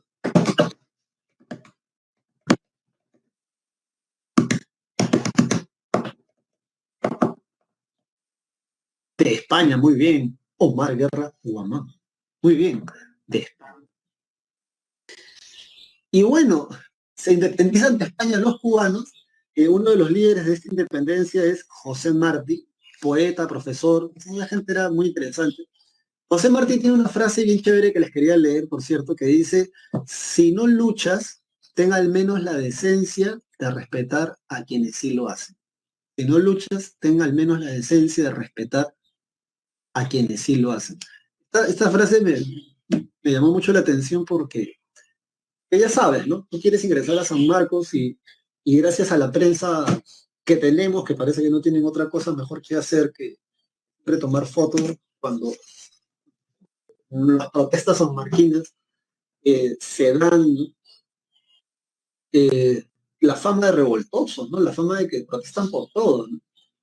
Pero me parecía muy gracioso cuando llega esto de la pandemia, los inicios de la pandemia, ver a gente que reclamaba al Estado, ¿no? Que decía, pero no hay oxígeno, no hay medicamentos, no hay médicos, no hay enfermeras, no hay camas.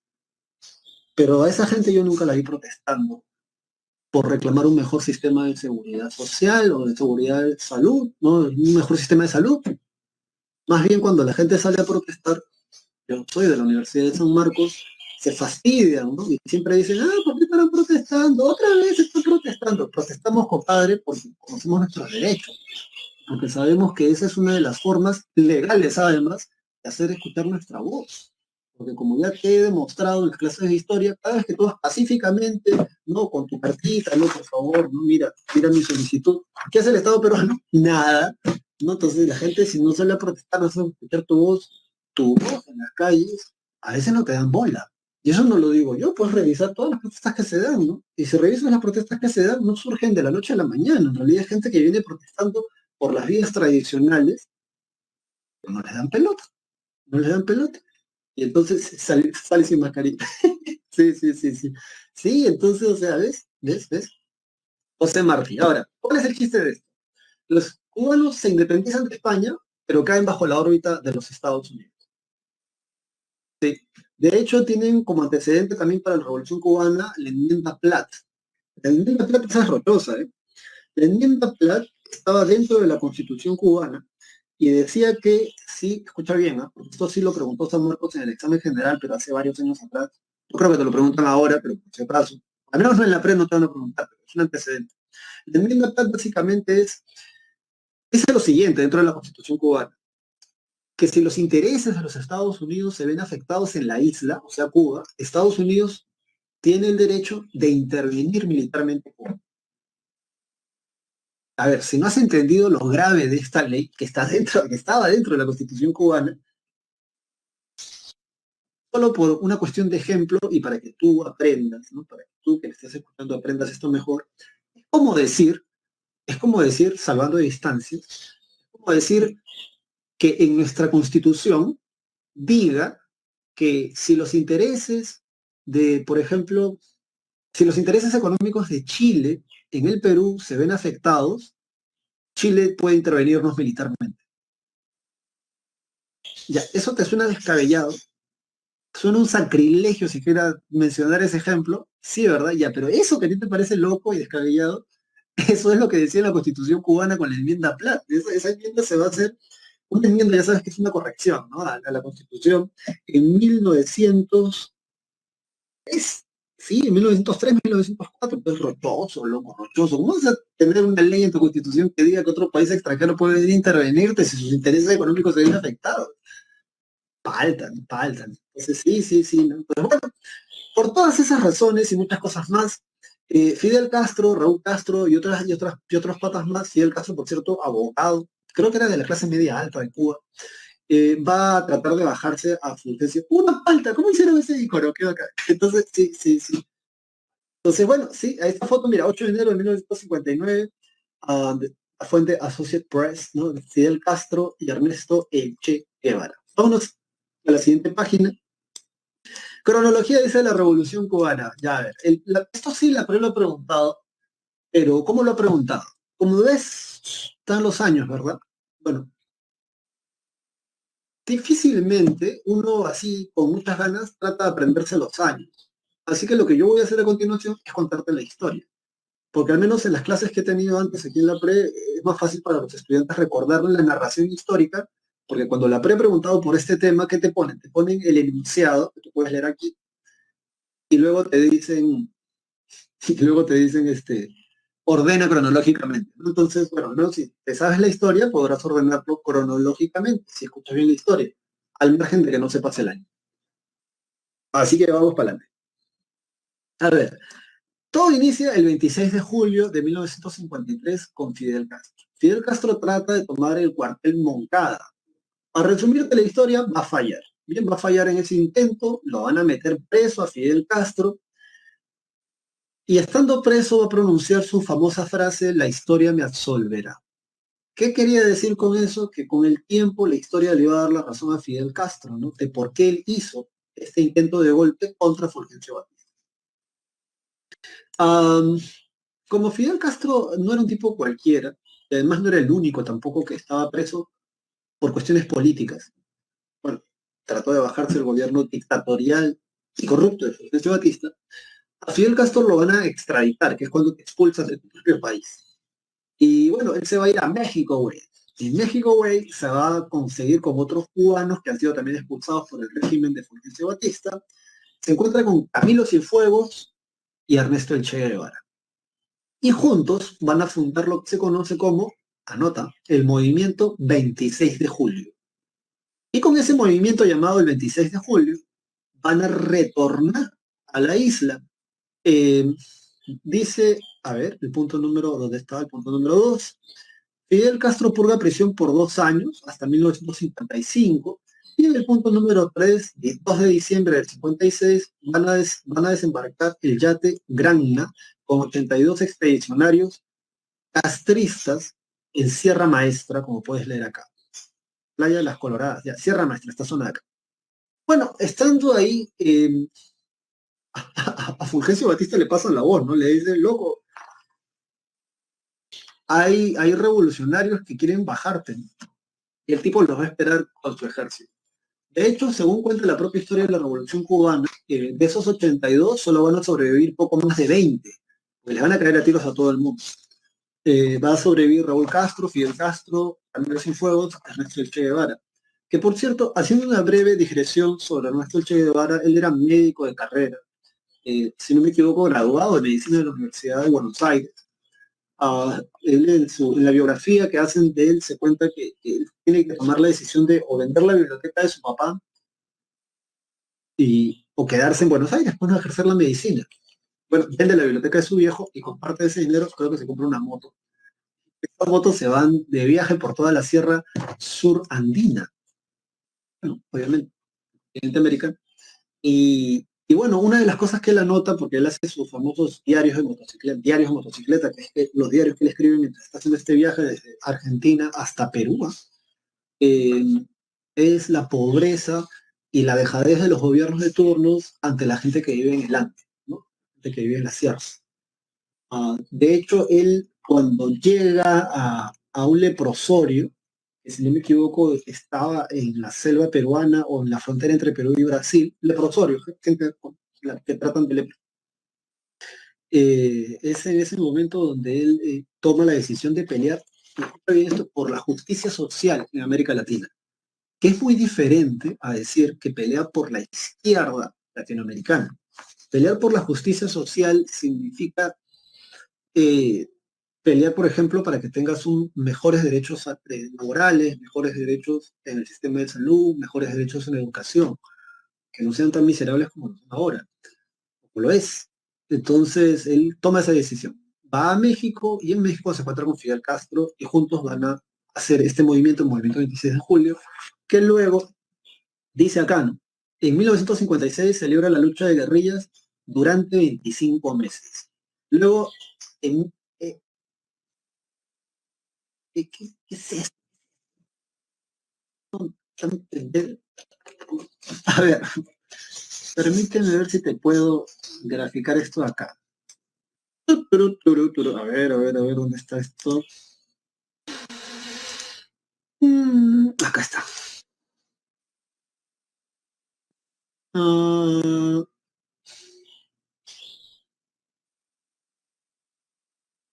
sí.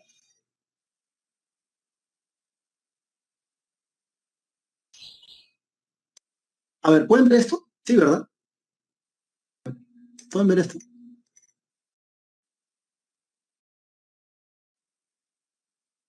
Sí, esto pueden verlo ya. Entonces a partir de acá empezamos. Bueno, todavía en 1958, el 28 de diciembre, escucha el dato, el 28 de diciembre de 1958 van a tomar la ciudad de Santa Clara, que queda acá, en esta zona de acá. Y ya como tú puedes ver, se están acercando a la capital, ¿no? A Santiago de Cuba. Entonces, esto ocurre el 28 de diciembre de 1958. Luego, eh, tenemos aquí en el punto número 4, ¿qué pasó?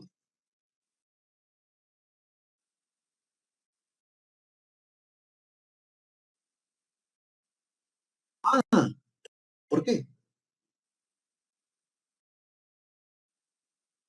Ya, ya, a ver, a ver.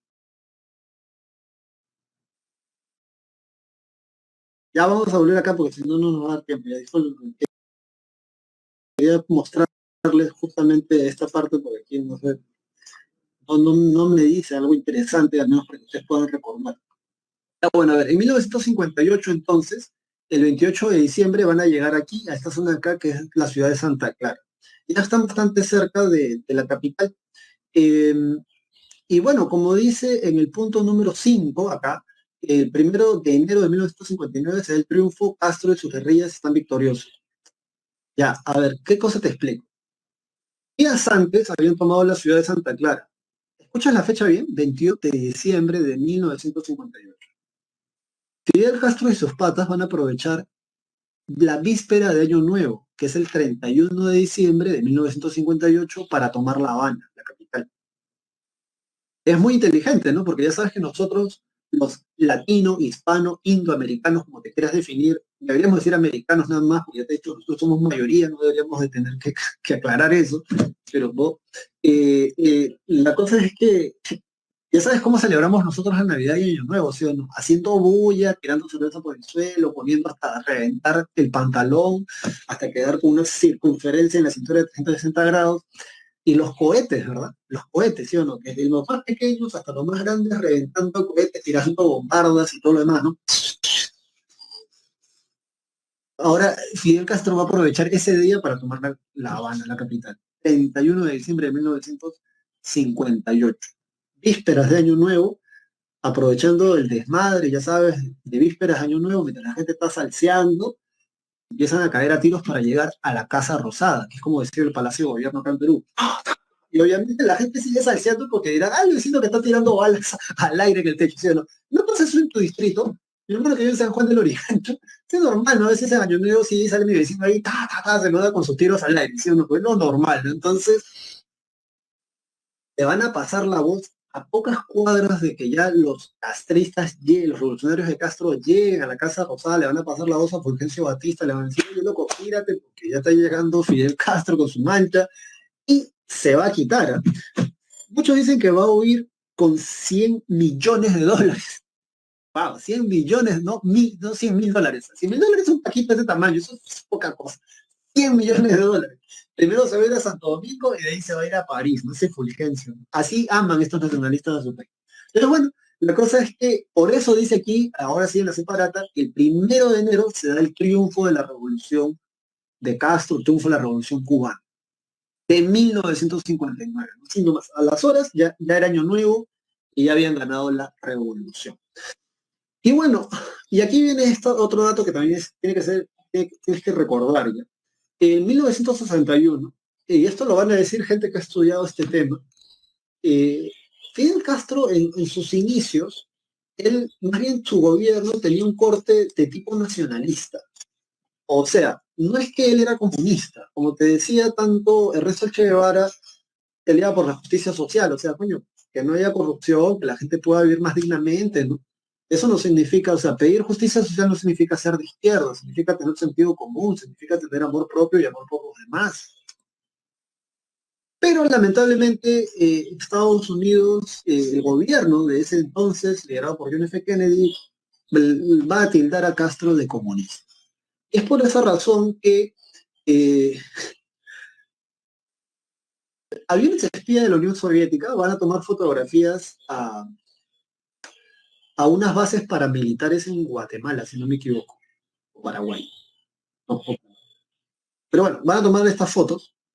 ¿Y qué cosa eran? Eran grupos de cubanos que habían escapado durante la revolución de Castro, una vez dada la victoria, para tirarse abajo el gobierno de Fidel Castro. Y eso va a ocurrir en 1961. Apoyados por los Estados Unidos, van a desembarcar 1.400 anticastristas. Y bueno, para resumir de la historia, van a fracasar. No una, sino dos veces. ¿Quiénes le van a pasar la voz a Fidel Castro? Oye, loco, te van a bajar la llanta de la revolución a ser la Unión Soviética. Así que, entonces, bueno, ¿qué más tenemos acá? A ver, dice, fase nacionalista y fase comunista. Dice, se expropian múltiples empresas norteamericanas. En la fase nacionalista, una vez ganada, ¿no? La revolución cubana, se impusieron medidas de Estados Unidos contra Cuba, ¿no? O sea, Estados Unidos va primero a declarar el bloqueo a la isla, dice, un intento de golpe de Estado por los cubanos preparados por la CIA, apoyados en desembarco en Bahía Cochinos y Playa Girón. Silvio Rodríguez tiene una canción que se llama Playa Girón, casualmente, y habla de este tema, ¿no? En función de este tema. Expulsión de Cuba de la OEA, ya te contamos esa anécdota, ¿verdad? Donde Porras Barnechea, corazón, ¿no? Junto con el canciller de Venezuela van a votar en contra de que Cuba sea expulsada de la OEA.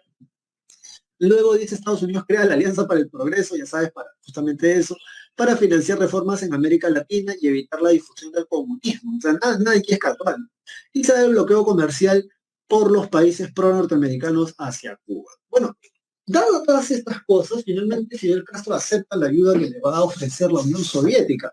La Unión Soviética, en ese entonces era Nikita Khrushchev, si mal no recuerdo, el que estaba como secretario general del Partido Comunista de la Unión de la República Soviética, le va a decir, mira, compadre, ¿tú quieres asegurarte tu revolución? Entonces, bueno, vamos a poner misiles con rampas para misiles con capacidad nuclear que apunten hacia Estados Unidos.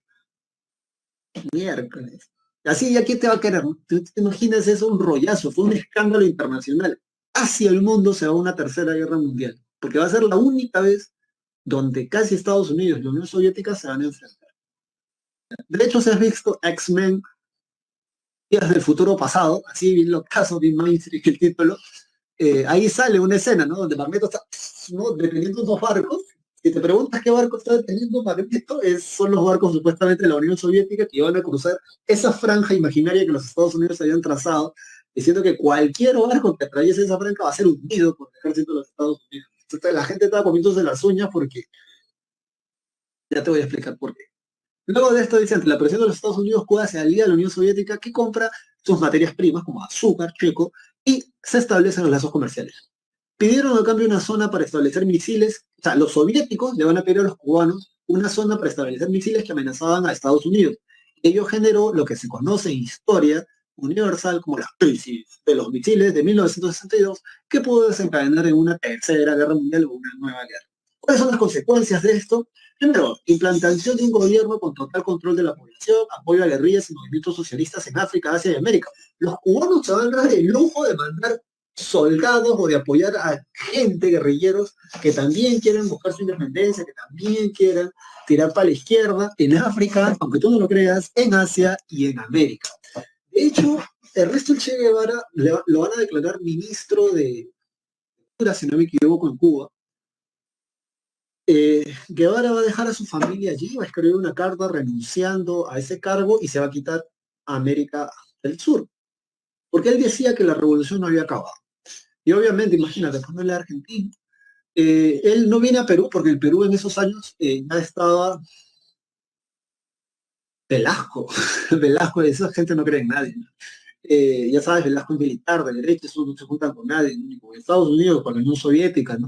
Creo que van a mandar inclusive en la época de Velasco un representante al movimiento de los no alineados. Guevara va a Bolivia.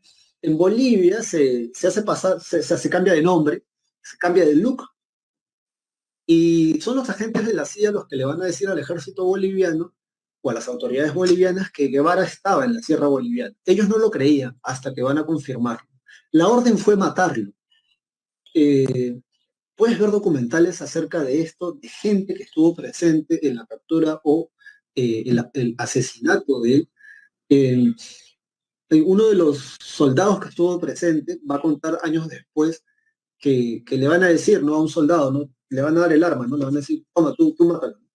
Y entonces el soldado eh, va a ver y Guevara estaba echado, apoyado en el suelo, le temblaba la mano. Entonces, eh, ¿qué le va a decir Guevara al que lo iba a asesinar? Serénese y apunte bien. Va usted a dispararle a un hombre.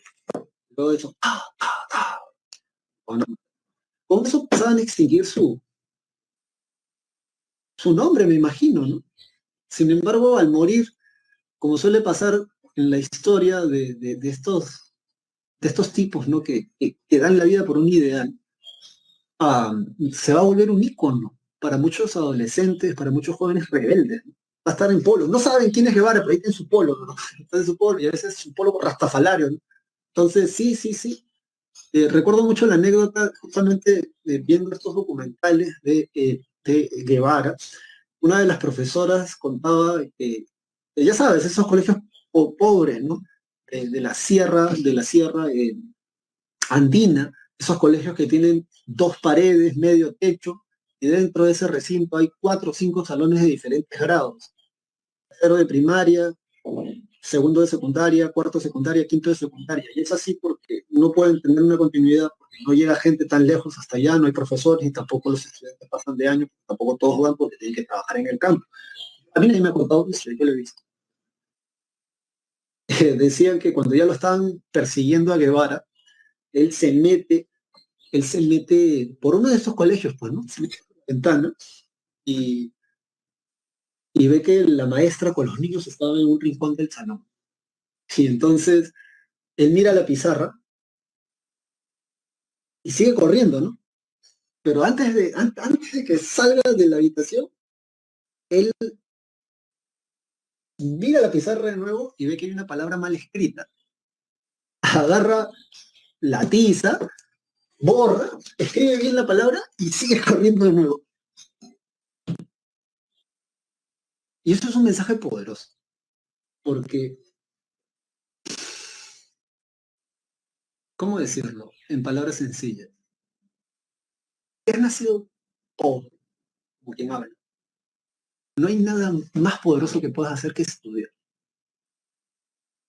No hay nada más poderoso ni más revolucionario que puedas aprender cosas nuevas. El conocimiento te hará libre, te liberará de las cadenas de la ignorancia. Bueno, dicho esto, entonces, ¿cuáles son las consecuencias? Ya vimos las consecuencias. Hay incremento de un gobierno con total control sobre la población, apoyo a la guerrilla, eso ya lo vimos, establecimiento de un partido único y suspensión de las elecciones presidenciales. Yo te digo el dato, ¿eh? Hasta la década de 1970. O sea, hasta 1970, Fidel Castro gobernó libremente y ya en 1970 se establecen elecciones. Y bueno, Fidel Castro siguió gobernando Cuba, porque también, chico, ¿quién va a querer competir contra Fidel Castro? De hecho, Fidel Castro va a gobernar Cuba casi, casi hasta un par de años antes de que se muera. Sí, sí, sí. Bueno, dicho esto, vámonos más adelante.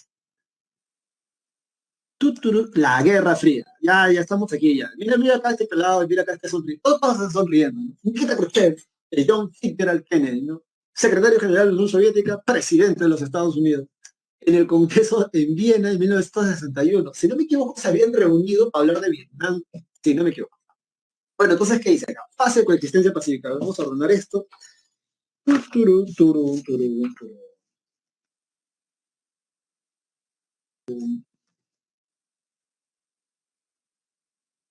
Ya, sí, sí. Vamos bien, vamos bien. Así que vamos a acelerar un poco esto porque todavía nos falta hablar del gigante asiático. A ver,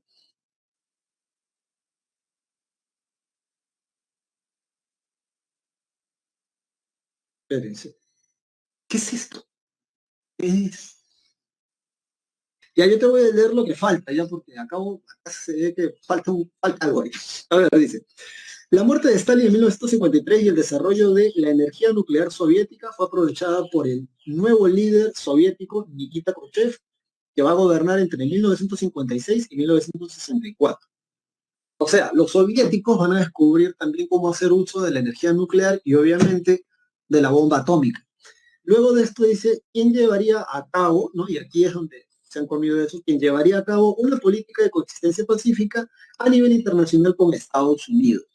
Ahora, ¿por qué es importante esto? Porque, o sea, antes de Estados Unidos, digamos, antes de que los soviéticos descubrieran la bomba nuclear por su propia cuenta, Estados Unidos estaba poderoso, ¿no? Porque decía, te metes conmigo, te meto bombazos atómicos, compadre.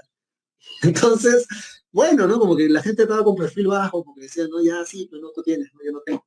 Hasta que los soviéticos descubren la energía nuclear también, y ellos van a tener más de 60 bombas nucleares. Los soviéticos, los gringos van a tener más de 50. Acuérdate que uno forma el pacto de la OTAN, el otro forma el pacto de Varsovia, y de existir una guerra, estos locos se van a meter a bombazos atómicos a más no poder. Han hecho infinidad de películas, bueno, no infinidad, pero se han hecho muchas películas hablando de ese tema, y del temor en realidad que genera en la gente esto. Porque no solamente eran bombas atómicas, digamos, como las que se estallan en Hiroshima y Nagasaki, de hecho, van a luego descubrir la bomba de hidrógeno. Mira, esto no es clase de física cuántica, pero aprovecha. La bomba que está en Hiroshima y Nagasaki es una bomba de fisión, o sea, tienes dos átomos de uranio o de plutonio y haces que estos dos átomos se estrellen. Cuando estos dos átomos chocan, se fragmentan en otros pedazos y esos otros pedazos chocan con los núcleos de los átomos alrededor y esto hace que estos átomos se fragmenten y generan una reacción en cadena.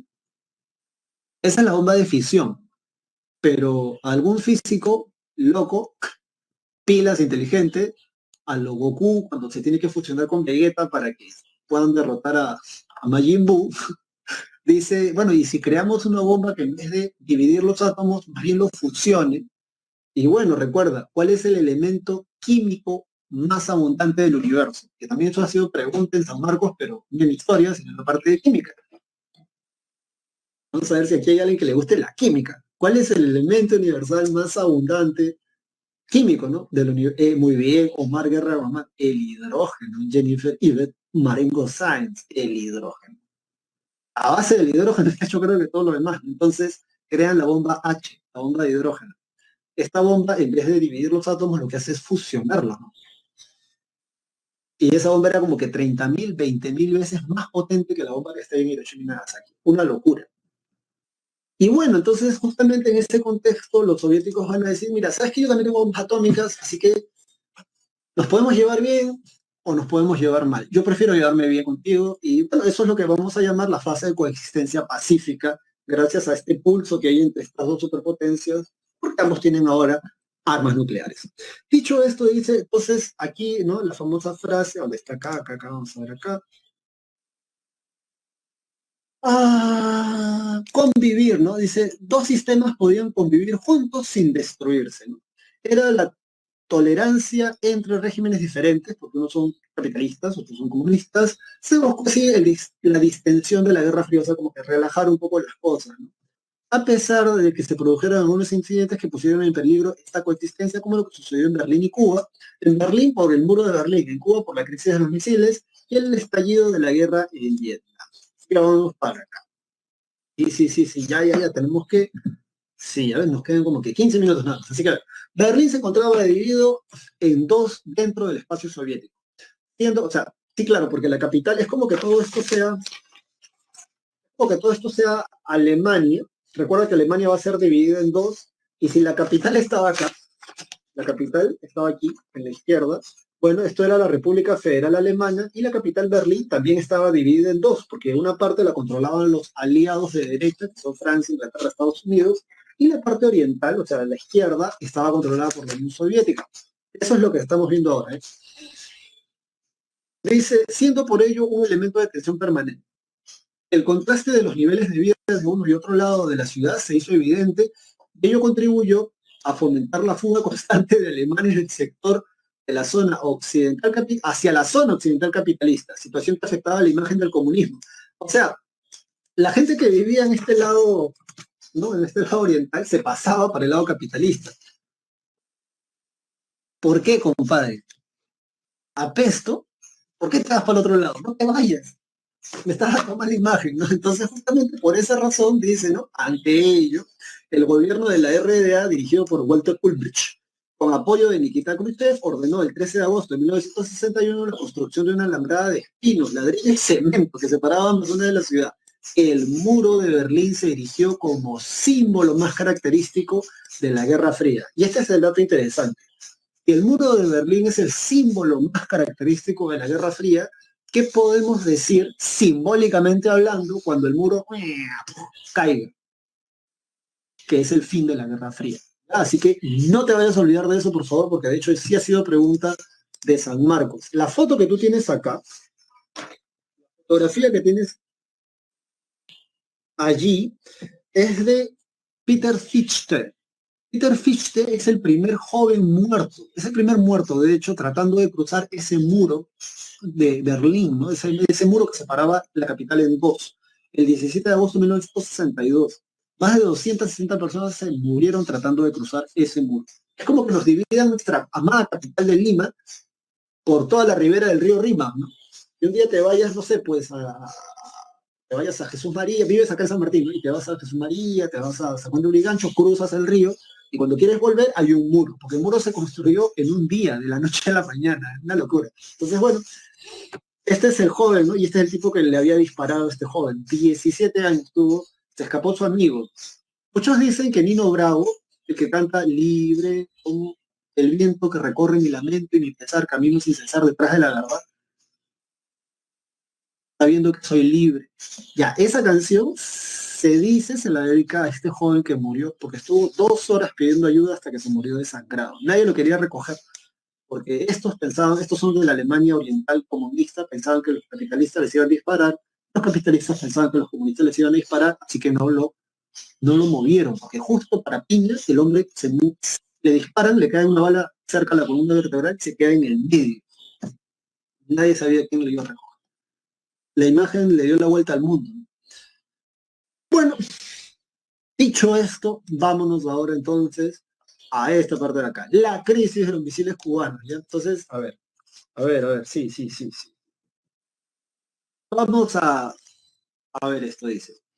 Fue el punto más crítico de la Guerra Fría, pudiendo haber estallado la Tercera Guerra Mundial. Los Estados Unidos detectaron la instalación de rampas para misiles nucleares en Cuba de procedencia soviética, porque solo los soviéticos tenían misiles nucleares, la cual se hallaba gobernada por Fidel Castro, quien era aliado de la Unión Soviética. El presidente Kennedy debe declarar el bloqueo, señalando que todo barco que se acercase a Cuba sería hundido si oponía resistencia. Lo que suponía una amenaza directa a los soviéticos, porque Nikita Khrushchev va a mandar barcos, ¿sabes?, para ayudar a los cubanos.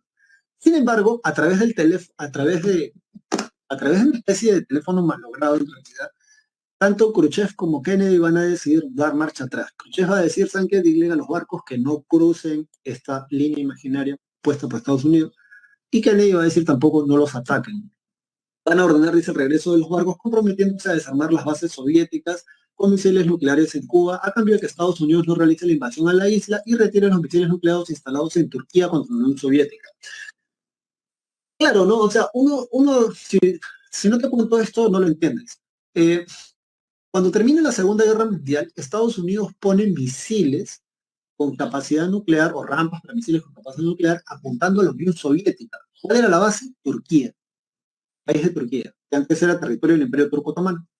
Entonces lo que quiere la Unión Soviética es poner un poco la balanza igual, ¿no? O sea, si Estados Unidos tiene misiles apuntando a mi país con capacidad nuclear, yo por qué no puedo tener misiles apuntando al tuyo.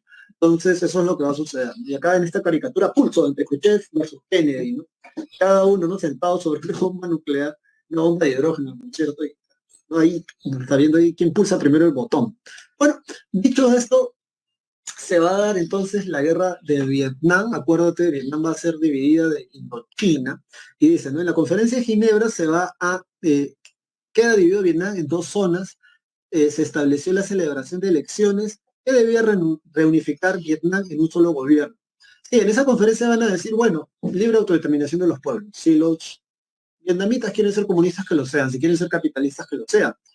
Pero, no se realizaron porque Estados Unidos temía el triunfo comunista. Ah, sí, pues, estamos en la Guerra Fría, acuérdate que quieren llevar más países a su bloque. Dada la popularidad de Ho Chi Minh, todo personaje. Como consecuencia de ello surge la guerrilla sureña llamada el Viet Cong, ¿no?, que eran gente del sur, acuérdate que es el capitalista, que querían formar parte del Vietnam comunista. Entrando Vietnam en guerra civil. Estados Unidos, temeroso del triunfo comunista y su mayor difusión en Asia y la pérdida de su influencia en el sudeste asiático, intervino en apoyo de Vietnam del Sur, primero indirectamente con asesores militares durante estos años, y luego de forma directa. Sí, sí, sí. De hecho, si has visto la película, bueno, de la que yo te puedo citar, ¿no? Que es la película eh, Forrest Gump, Forrest Gump, no sé cómo tú lo pronuncies, Forrest Gump, ¿no? Con Tom Hanks. eh, este, Estúpido es aquel que hace estupideces, ¿sí o no? Entonces, ya bueno, él va a esa guerra, porque sí, pues Estados Unidos van a mandar soldados, ¿ah? Esa generación, según estudios sociológicos, buena parte de esa gente que regresó de Vietnam van a regresar traumados, porque imagínate ver quemados, torturados, violados, asesinados, y que tú hayas participado de eso, o que hayan hecho eso contigo, tienes tus hijos y obviamente también los vas a traumar. Sí, sí, sí. Dice, ¿no? Un fuerte rechazo popular a la guerra, de ahí viene justamente el movimiento de los hippies, ya sabes, hagamos el amor y no la guerra. Van a decir, coño, ¿qué hacemos en esa guerra? ¿Qué hacen nuestros jóvenes en esa guerra? ¿Es nuestro país? ¿Es nuestro rollo? ¿Es nuestro problema? No, entonces, ¿por qué se van? ¿Por qué nos mandan a morir? Y va a ser rochoso porque va a ser la peor derrota militar del ejército de los Estados Unidos en tierras extranjeras, porque no van a conseguir lo que van a querer, evitar que Vietnam del Sur se vuelva comunista. Es un fuerte rechazo popular acompañado de los escándalos del caso Watergate. Es un informante que a un juez o a un fiscal le va a decir, el informante se llamaba Garganta Profunda, no me preguntes por qué, pero le va a decir que el presidente Richard Nixon chuponeaba, o sea, espiaba a todo el mundo. Y bueno, producto de eso le van a decir, no, no es broma, así es, así es. Entonces le van a decir que renuncie, renuncia o que destituimos, va a decir renunciar. Y bueno, dejando a los vietnamitas del sur que definan solos, lo cual, que definan solo su sistema de gobierno, lo cual luego de la conferencia de París se va a dar el Vietnam del Norte con el régimen comunista. Luego, ¿qué más tenemos acá? Esta fotografía es muy representativa, creo que ganó un premio Pulitzer. Eh, Como dice aquí, la fotografía se titula The Terror of War, ¿no? En 1972, un avión survietnamita, o sea, los que eran de derecha, lanzaron una bomba de napal, que es fuego líquido, es como gelatina que se consume, cerca del templo de Cabo Dai. Luego de tomar la foto, el reportero Nick Top, de 21 años. Yo cuando leí esto me quedé loco, porque era un reportero de guerra que tenía 21 años de edad. Yo a los 21 años de edad estaba en mi primer año en San Marcos. Yo no sé si tú tengas esa edad, pero si tienes menos de esa edad o si tienes más, pregúntate qué harías a los 21 años o qué estarás haciendo a los 21 o dónde estarás. ¿Qué clase de joven, no? Qué interesante de ser Nick Up que a los 21 años ya estaba en Vietnam tomando fotografías para cubrir como corresponsal de guerra, ¿no? Otro ciclo, ¿no? Se llega Armando. Pero cada vez menos porque tienes que alcanzar tu objetivo, no te olvides de eso. Llevó a la niña que corre desnuda y al hospital por las severas quemaduras que tenía en la espalda, ¿no? Sí, sí, sí, sí. Bueno, entonces ya nos estamos acercando, nos quedan 5 minutos nada más de clase, así que vamos a aprovechar. Dice, fase de rebrote y final. Dice, la Unión Soviética, después de obtener grandes ingresos por la venta del petróleo a Occidente, durante la postura negativa a la venta de los principales países productores procedentes del cercano Oriente y Medio Oriente, la crisis de los energéticos entre el 73 y el 78, yo no sabía que Venezuela era uno de los miembros fundadores de la OPEP. Profe, ¿qué es la OPEP? Es la Organización de Países Petroleros y que en la actualidad ya no están produciendo como producían antes. Qué pena, ¿no? ¿Qué?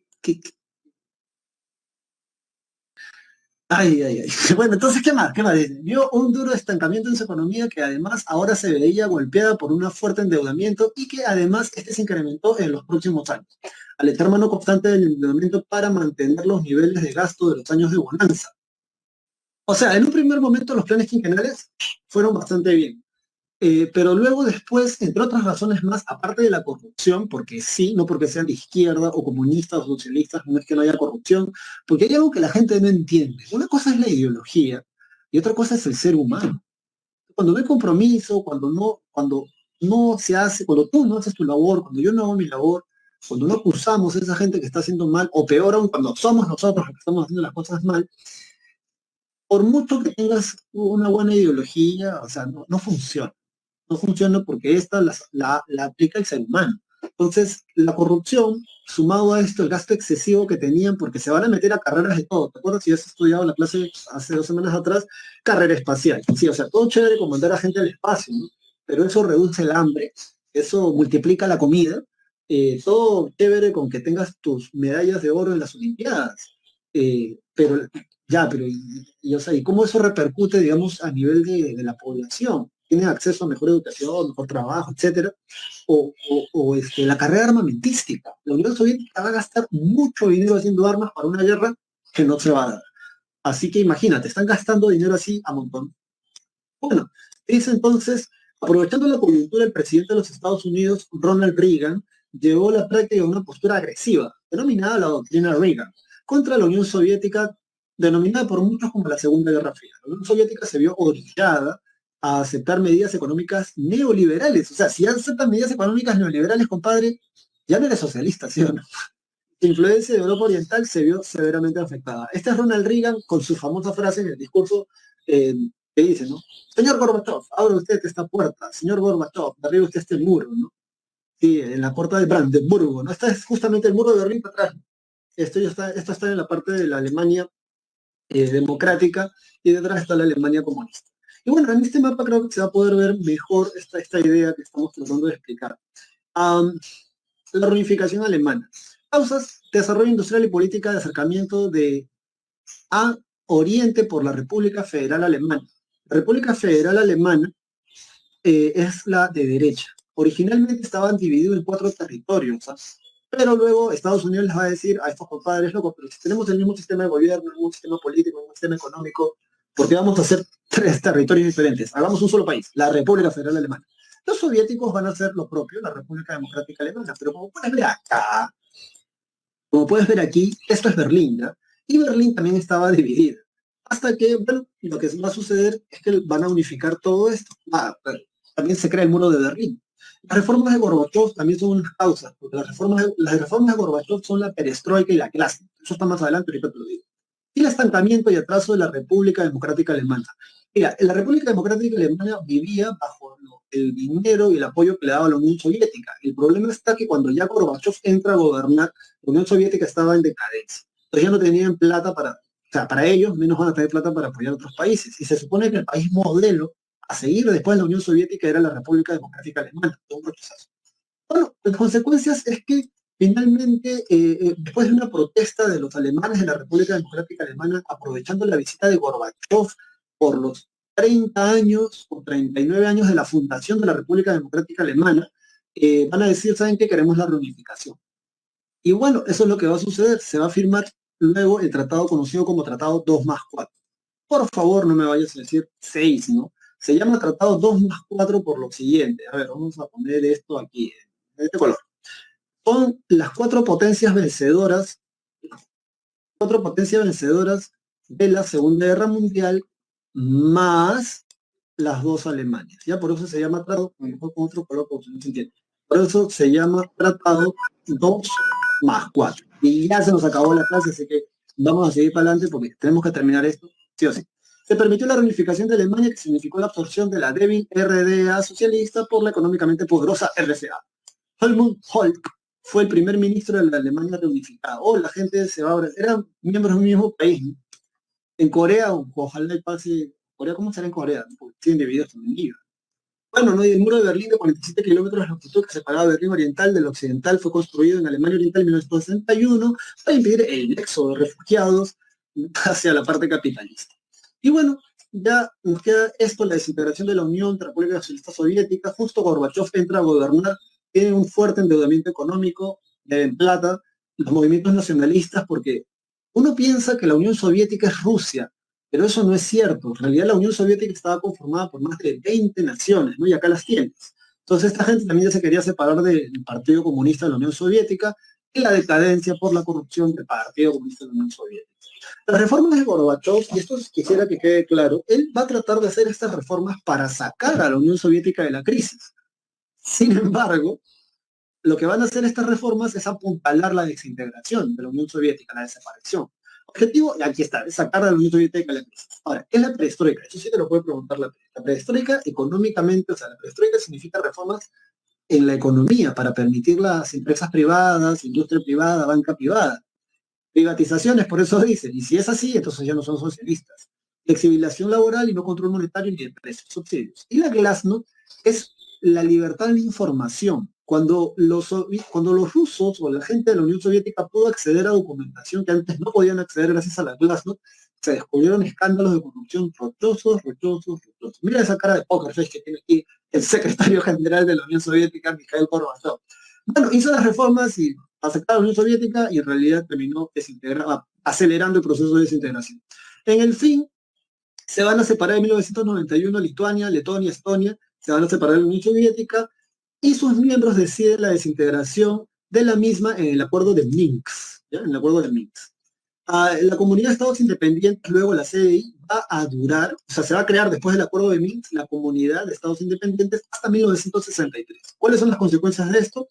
¿Por qué hasta 1963? Porque la comunidad de estados independientes luego se disuelve y quedan como el mapa está en la actualidad. Se da el fin de la Guerra Fría porque ya no existe el otro bloque que sería el de la Unión Soviética y se da la hegemonía y del mundo unipolar. Ahora solo hay un polo de atracción que sería Estados Unidos en materia económica, política y militar hasta que el gigante chino se levantó. Crisis de la ideología comunista. Sí, sí, sí.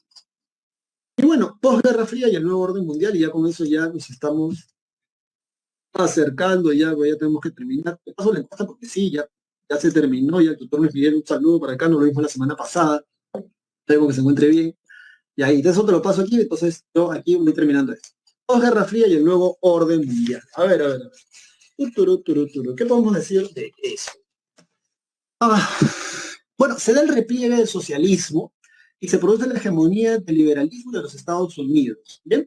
El mundo se hizo cada vez más globalizado o integrado bajo un solo sistema económico y político que organiza la explotación de los recursos humanos y de la naturaleza. Si le sacamos la mugre a la naturaleza hasta más no poder. Entonces, las características, aquí tú ya las puedes leer, tenemos el fin de la tensión este-oeste, en el plano económico tenemos el fortalecimiento de la globalización económica, la aparición de la economía mundial dominada, archivada del poder económico. ¿Qué pasa? Es Estados Unidos, China, Japón y la Unión Europea. Y en la ideología tenemos, bueno, ya después de haberle sacado la mugre a la madre naturaleza, hay que tratar de repararla, ¿bien? Y bueno, en cultura, la cibercultura por la mundialización del conocimiento gracias al Internet debe ser notar ahí. Bueno, se llama Primera Guerra del Golfo Pérsico porque también hay una segunda. Básicamente Saddam Hussein, para poder pagar una deuda que tenía su país, va a tratar de tomar Kuwait, que tenía reservas petroleras, petróleo de muy buena calidad. Esto va a ser aprovechado por el presidente de los Estados Unidos para convencer, con el permiso de la ONU, a hacerle la guerra a Irak para expulsar a Irak de Kuwait. Bien, entonces aquí están las causas. Y aquí está los intereses de los Estados Unidos por expandir su esfera de influencia en Medio Oriente. Y bueno, ¿qué va a suceder? La ONU demanda la retirada, se organizó una alianza de 36 países liderada por los Estados Unidos, e Irak va a ser superada, o sea, le van a sacar la mugre a Irak el 26 de febrero de 1991. Va a durar 2 meses apenas esta situación. Consecuencias de esto, Irak va a ser sometido a un embargo y la eliminación de sus armas de destrucción masiva, y va a haber un aumento militar, va a haber un aumento en la presencia militar de los Estados Unidos en el Golfo Pérsico y en el Medio Oriente. Va a pelear por petróleo. Acuérdate que el petróleo es lo que mueve el mundo. Bueno, sobre el gigante asiático, este es hasta el día de hoy Xi Jinping, el actual secretario general del Partido Comunista Chino. Esto tú lo puedes leer aquí, muy chévere, alianzas políticas con otros países. Creo que Venezuela ya está endeudada con China. En economía, debido a la globalización, China ha incrementado de manera acelerada su actividad económica. Si no me equivoco, es la ya tercera potencia económica o la segunda. Ya destronó a Japón, ¿eh? Estados Unidos estaba haciendo la primera y ahí se están mechando. Se perfila como nueva potencia del mundo China. Y en sociedad, la tasa demográfica de China crece rápidamente, siendo uno de los países más poblados del mundo. Sí, en economía no han parado de crecer económicamente. Y bueno, chicos y chicas, muchas gracias por tu atención. Vamos a publicar esto. Aquí están las claves. La número 1 es la letra C de China. La número 2, cónchale, no papel. No puede ser. Ay, pucha, a ver. La número 2, rayos. A ver. Sí, ya se terminó la clase. Ve a tu recreo, por favor. Me he comido 6 minutos. 6 minutos. A ver, vamos a esperar que abra esto, porque doy las otras claves, ¿ya? La muerte. A ver, luego tenemos aquí la letra B para la pregunta número 3. Luego la 4 es la C, Y la número 5 es la letra A. Y ahora te doy la clave de la número 2, ¿no? Porque ya acabo de abrir el archivo. Eh, la número 2, la clave es la letra A. Bien, chicos y chicas, gracias por tu atención. Ojalá y nos podamos ver la última clase de historia, que ya es historia del Perú. Vamos a llegar creo que hasta Toledo, si no me equivoco. Cuídate mucho y ve a tu recreo. Disculpa el tiempo robado, nos vemos. Cuídate mucho. Chao, chao.